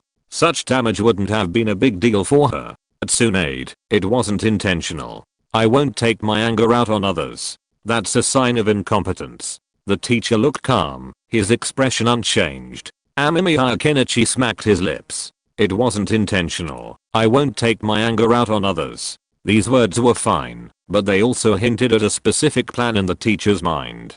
So, if Orochimaru wasn't going to take his anger out on the innocent Tsunade, who would he vent his wrath on? Of course, the white-haired man. Amemiya Kenichi sighed, hoping Jiraiya wouldn't die too tragically. However, thinking of the manuscripts Jiraiya had held in his hand, he felt that possibility was a bit low. When the second part of Jiraiya's masterpiece came out, the teacher's wrath would flare up even more. Jiraiya's book had become a tinderbox piled high at his feet. The more it piles up, the more terrifying it will be when it erupts in the future. It's hard to imagine what will happen when Jiraiya finds his teacher. Pain talked to me before, the teacher suddenly said as they walked. Kenichi Amemiya immediately abandoned his strange thoughts and looked at the teacher seriously, knowing that the teacher would rarely discuss anything meaningless. He told me about what you told him before. What are your thoughts on improving crops? The teacher walked slowly, looking at Kenichi Amemiya beside him. Teacher, here's what I think. We can improve the genetics of crops, and then. Kenichi Amemiya briefly explained his idea. Kenichi Amemiya didn't really know much about agriculture. After all, it wasn't his major in college. But as the saying goes, you've never eaten pork, but you've never seen a pig run. But if you think about it, many people these days have only eaten pork, but never seen a pig run. But Kenichi Amemiya does have some knowledge of this area, at least in the ninja world. He can be considered an expert. There's nothing wrong with your idea, and it's correct to entrust this kind of repetitive and time-consuming work to the shadow clones. The only thing to keep in mind is, after listening, the teacher began to offer advice to Kenichi Amemiya. Kenichi Amemiya listened attentively, not looking down on him or anything else, just because he knew this aspect of things. Compared to him, Orochimaru, who had mastered so much technology from scratch, was a true master. In his previous life, he would have been an academician. After returning to the experimental base, Kenichi Amemiya purchased his remaining meteorite and, while smelting it, conducted research on crop improvement with his shadow clones. Watching the rice grains transform from seeds to ears, 6 months flew by. I finished the chakra temperature pressure bomb, but I didn't expect it's been over a year since I left Konoha. Kenichi Amemiya looked in the mirror, touched his stubble, and then shaved it off with a ninja sword. Over a year had passed since Jiraiya had cornered him in the lab and forced him to leave, and Kenichi Amemiya had settled into his current life. He spent his free time doing research, studying genetically modified crops, and experimenting with combining chakra with thermobaric explosives. He nearly blew up the lab several times, and his teacher, fed up, banned any further research on thermobaric explosives there, which ultimately led to Kenichi giving up. 6 months had passed, and the biggest achievement was the completion of Kenichi Amemiya's lab. Is building a lab in 6 months fast or slow? Kenichi Amemiya thought it was quite fast. After all, once construction began, he discovered so many flaws, wanting to fix and reinforce them. As a result, the construction period was extended, but fortunately, he wasn't in a rush, and 6 months was actually quite fast.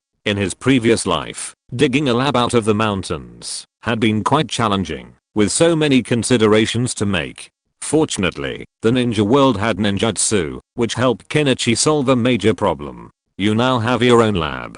Rewards: a design for a uranium ore detection device and a design for a uranium-235 extraction device. Kenichi Amemiya was stunned. He hadn't expected this to be the reward for this mission. Rewarding design drawings wasn't unusual. Kenichi Amemiya had already gotten the design for a thermobaric bomb, so it made sense for a uranium design to show up now. Isn't it so directional? Kenichi Amemiya was a bit amused. He hadn't said anything about the device specifically for detecting uranium ore, but now he was given a uranium-235 extraction device. What was he going to do with it? Uranium-235. It sounded strange, but after it was purified, it was the main material for making atomic bombs. So I have to make an atomic bomb by hand? Are thermobaric bombs no longer enough? Kenichi Amemiya looked at the 2 drawings, 1,000 words swirling in his mind. But why am I even more excited? Chapter 124. Gentlemen, I'm here to bring you nuclear peace. Although Kenichi Amemiya was eager to create an atomic bomb and send a small nuclear shockwave through the ninja world, having the uranium detection and refining equipment didn't guarantee success, so he wasn't in a rush. Looking at the men shivering in the lab, Kenichi scratched his head. Now that the lab was complete, it was time to make arrangements for these people. Leaving them outside was out of the question. He didn't want the lab's location to be revealed. Fortunately, he had already planned to keep them in the basement they had built. Kenichi Amemiya would provide them with enough food to survive, so they would be available when supplies were needed. Then, Kenichi Amemiya suddenly felt a new memory resurface. He rubbed his brow and stood up excitedly. The shadow clones of the crop improvement group had just disbanded, relaying the news that the crops were ripe. Kenichi Amemiya, not caring much more, left 2 of his clones behind and hurriedly left the lab for his own fields. Finally ripe, Amemiya Kenichi took a deep breath as he gazed at the heavy wheat ears before him. Getting to this point had been incredibly difficult. He finally understood why agricultural research took so long to yield results. After all, crops took time to mature, and now he could finally see if his earlier experiments had any bearing. This time, because we need to plant and observe so many samples simultaneously, we didn't plant them in acre-sized plots, his shadow clone explained subconsciously, but was met with a strange look from his original self. He knew this, having absorbed the memories of a shadow clone. The shadow clone, realizing this, coughed awkwardly, then led his team of clones to harvest the ears. Weighing them would reveal the success or failure of these improvements. Amemiya Kenichi was a little nervous. He was helping with the harvest, but he hoped for immediate success. After all, if this one didn't work out, it would mean another 6 months of growing crops. Only being able to see the results of the experiment every 6 months is, admittedly, a bit nerve-wracking. Sample 1's yield decreased, but according to records, the fragrance during flowering was particularly strong. Experiment failed. Sample 2's yield remained unchanged, but there were no abnormalities either. Experiment failed. Sample 23's yield increased by 0.5%, but it's unclear if this is due to other factors or the successful genetic modification. We'll observe and then replant again, stimulating the seeds of sample 23 using the same method to see if yield increases further. Kenichi Amemiya pondered. It wasn't completely fruitless. Sample 23 had already increased yield compared to the same rice planted without any modifications. The others were essentially failures, either with reduced yields or seemingly full ears of rice that were actually empty upon opening.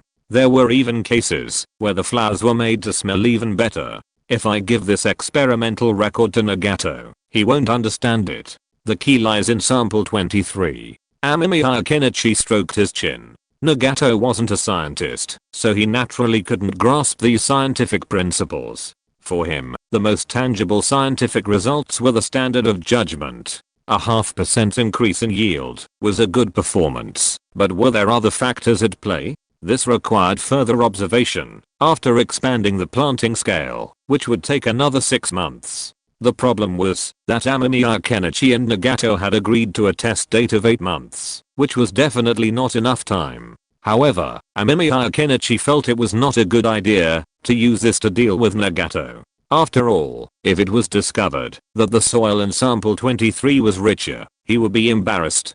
So Amemiya Kenichi decided to run more experiments to confirm the situation. Nagato had indeed not contacted him in the past 6 months. Only Scorpion would occasionally contact him to talk about Unit 01, but that had been a while. Should I talk to the teacher about the concept of the telephone? Amemiya Kenichi mused. Long-distance communication in the ninja world was still difficult. While there were radios, there were no telephones. Therefore, Amemiya Kenichi and Sasori communicated through Nagato. This was inconvenient, and even private conversations were difficult. It was like chatting with a close friend at school with a teacher nearby and without. However, the teacher had been busy lately, constantly out and about.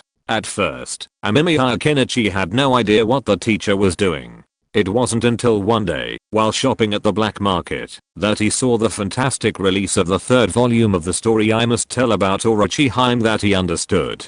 Jiraiya was incredibly prolific. He'd already reached the 3rd volume without realizing it, and the stories were getting more and more exciting with each passing moment. The covers were becoming increasingly risque, the kind that would make Amemiya blush and reach for money. As Amemiya Kenichi was lost in thought, he felt the ring on his finger warm, which clued him in. Nagato was about to call another meeting, but he didn't know what it was about. With a familiar feeling, Amemiya Kenichi once again arrived at that mysterious space. He glanced around. He hadn't been there in 6 months, and to his surprise, there were more people. Sasori and his teacher were there, as was Kakuzu, and there were also a few unknown figures. It seemed that Akatsuki's expansion hadn't stopped in recent times. Tama, tell me about your research progress later, Nagato said. Amemiya Kenichi nodded. He had been planning to talk to Nagato about it. Then there's the current arrangement. Konoha and Iwagakure are at war. The other members will be assigned to war missions according to their previous groups, Nagato continued. Amemiya Kenichi lost interest. Another war, and another one between Iwagakure and Konoha. How boring. The ninja world was always at war, and Amemiya Kenichi felt like he'd been experiencing war for a long time in his life. First, the Third Shinobi World War, then the Kumogakure and Konoha Wars, and now Iwagakure had also appeared. Tama, Iwagakure, Nagato looked at Amemiya Kenichi. Suddenly I realized that I was so stupid. I had previously called the rock village the earth village. Chapter 125 Art is explosion. Drink. That Tsuchikage of Iwagakure wants you to help fight Konoha, Nagato said, looking at Amemiya Kenichi. He was stunned. Was Iwagakure actually asking him to help? Of course, this request couldn't be related to anything else. It was likely because they were interested in his thermobaric bombs. After all, his only notable achievement as a demon was bombing Kumogakure twice, indirectly leading to the truce between Kumogakure and Konoha. From that perspective, Amemiya Kenichi felt that awarding him the Ninja Peacemaker award was perfectly reasonable. How much was the reward? Amemiya Kenichi was curious. Thermobaric bombs were expensive, and since he had improved them, the cost had risen significantly, and Amemiya Kenichi felt he had to cover the previous research and development costs. If the offer was too low, he wouldn't bother to make a move. But if Konoha offered more, he wouldn't mind going with them. He requested a meeting, Nagato said calmly. Amemiya Kenichi raised an eyebrow. A meeting? Why did he suddenly not want to go? After all, the sudden request of a village's cage to meet with him didn't seem like a good thing. What if he went there and saw that lordly fellow, the fourth Raikage of Kumogakure? The Kumogakure hated him deeply, and his bounty was still on the exchange. Even Kakuzu looked at him with a certain unease, though perhaps wary of him daring to challenge the tailed beast bull. He remained silent. I asked around, and he said he has a student who really wants to meet you, Nagato added, seeming to sense Amemiya Kenichi's reluctance. A student wants to meet me? Amemiya Kenichi found it somewhat amusing. Who could be that Tsuchikage's student?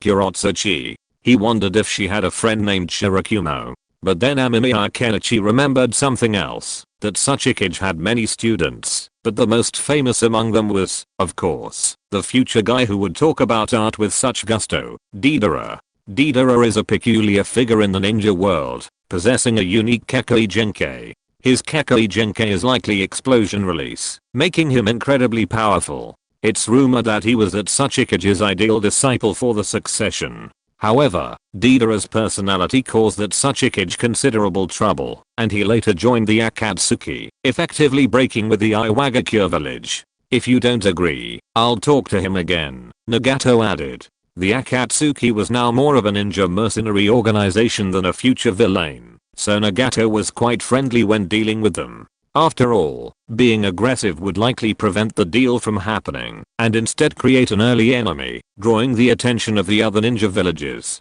Okay, Amemiya Ken nodded. Deidara was quite interesting, and he was also somewhat interested in understanding that Tsuchikage. After all, he possessed the ruthless power of Kekkei elimination, a power even more powerful than a standard Kekkei Genkai. Beyond that, it seemed, was the Kekkei network. However, the Kekkei network was still a long way off, so he'd first see if he could obtain some tissue from Noki. While research wasn't necessary yet, he could keep it for later. Besides, in business, going there in person might even be able to negotiate a higher price, potentially earning more money and making it easier for his research. Nagato nodded and turned to other matters. Orochimaru glanced at Amemiya Kenichi, but didn't say anything. The meeting soon concluded, and everyone else left, leaving only Amemiya Kenichi behind. Pain, my previous research isn't complete yet, and it might take another 6 months or more. Knowing what Nagato was about to say, Amemiya Kenichi preemptively answered. 6 months. Sure. Nagato's attitude surprised Kenichi. He had already planned how to explain it to Nagato, but before he could even begin, he'd already accepted it. Then, Amemiya Kenichi emerged from that space, his lips twitching. Nagato really didn't like him, but never mind. After all, Akatsuki still needed Nagato to attract those people to join. But Deidara. Amemiya Kenichi touched his hand thoughtfully. Deidara was quite impressive, especially his flying ability. If he could recruit Deidara to his team If he could recruit Deidara to his team, it would make it much easier for him to carry out missions. Hot air balloons were useful, but they weren't as fast as Deidara's flying birds. He just didn't know what kind of person Deidara was now. Let's start with sample 23 as the research base, and keep an eye on the lab, Amemiya Kenichi instructed his shadow clones. Then, he hurriedly left the experimental base and headed towards the Land of Rain. On this mission, Nagato also sent Sasori along with Kenichi Amemiya. Kenichi Amemiya planned to take advantage of this opportunity to visit the former site of the Sora Ninja Village and see if the information the Sora Ninja Village survivors had spoken of actually existed. While staying in the lab and conducting experiments was fascinating, and every success brought Kenichi joy. Being broke was also frustrating. This was a rare mission, and he had to make a killing. What if I don't take the route through the Land of Fire? Kenichi Amemiya hesitated. The fastest way to get from the Land of Ice to the Land of Rain was to go through the Land of Fire. Otherwise, a detour would require more travel, as the shortest distance between 2 points is a line segment. So, Kenichi Amemiya put on a simple disguise, then stepped onto the Land of Fire, hurriedly heading towards the Land of Rain. Due to the war between Iwagakure and Konoha, many ninja teams from the Land of Fire were currently heading towards the Land of Earth. It's really not easy to be a ninja. Amemiya Kenichi sighed. Nowadays, even a jonin has to go to the battlefield and may die at any time. Only the level of cage is slightly safer. Amemiya Kenichi was careful to avoid the Konoha ninja team while hurrying on the road. He didn't want to attract Konoha's attention, otherwise it would delay the trip. But as he walked, Amemiya Kenichi found familiar faces. Kakashi, and then Uchiha Itachi and Uchiha Shisu. Amemiya Kenichi was a little speechless. Why are these three people standing together? Why does he always feel something is wrong? At this time, Shisu also looked at where Amemiya Kenichi was. End of this chapter. Thank you very much for reaching the end. Don't forget to like. Looking for more exclusive content and immediate access? Subscribe to our Patreon. Remember, every like, subscription, or donation encourages us to continue. Thanks to everyone. See you in the next video.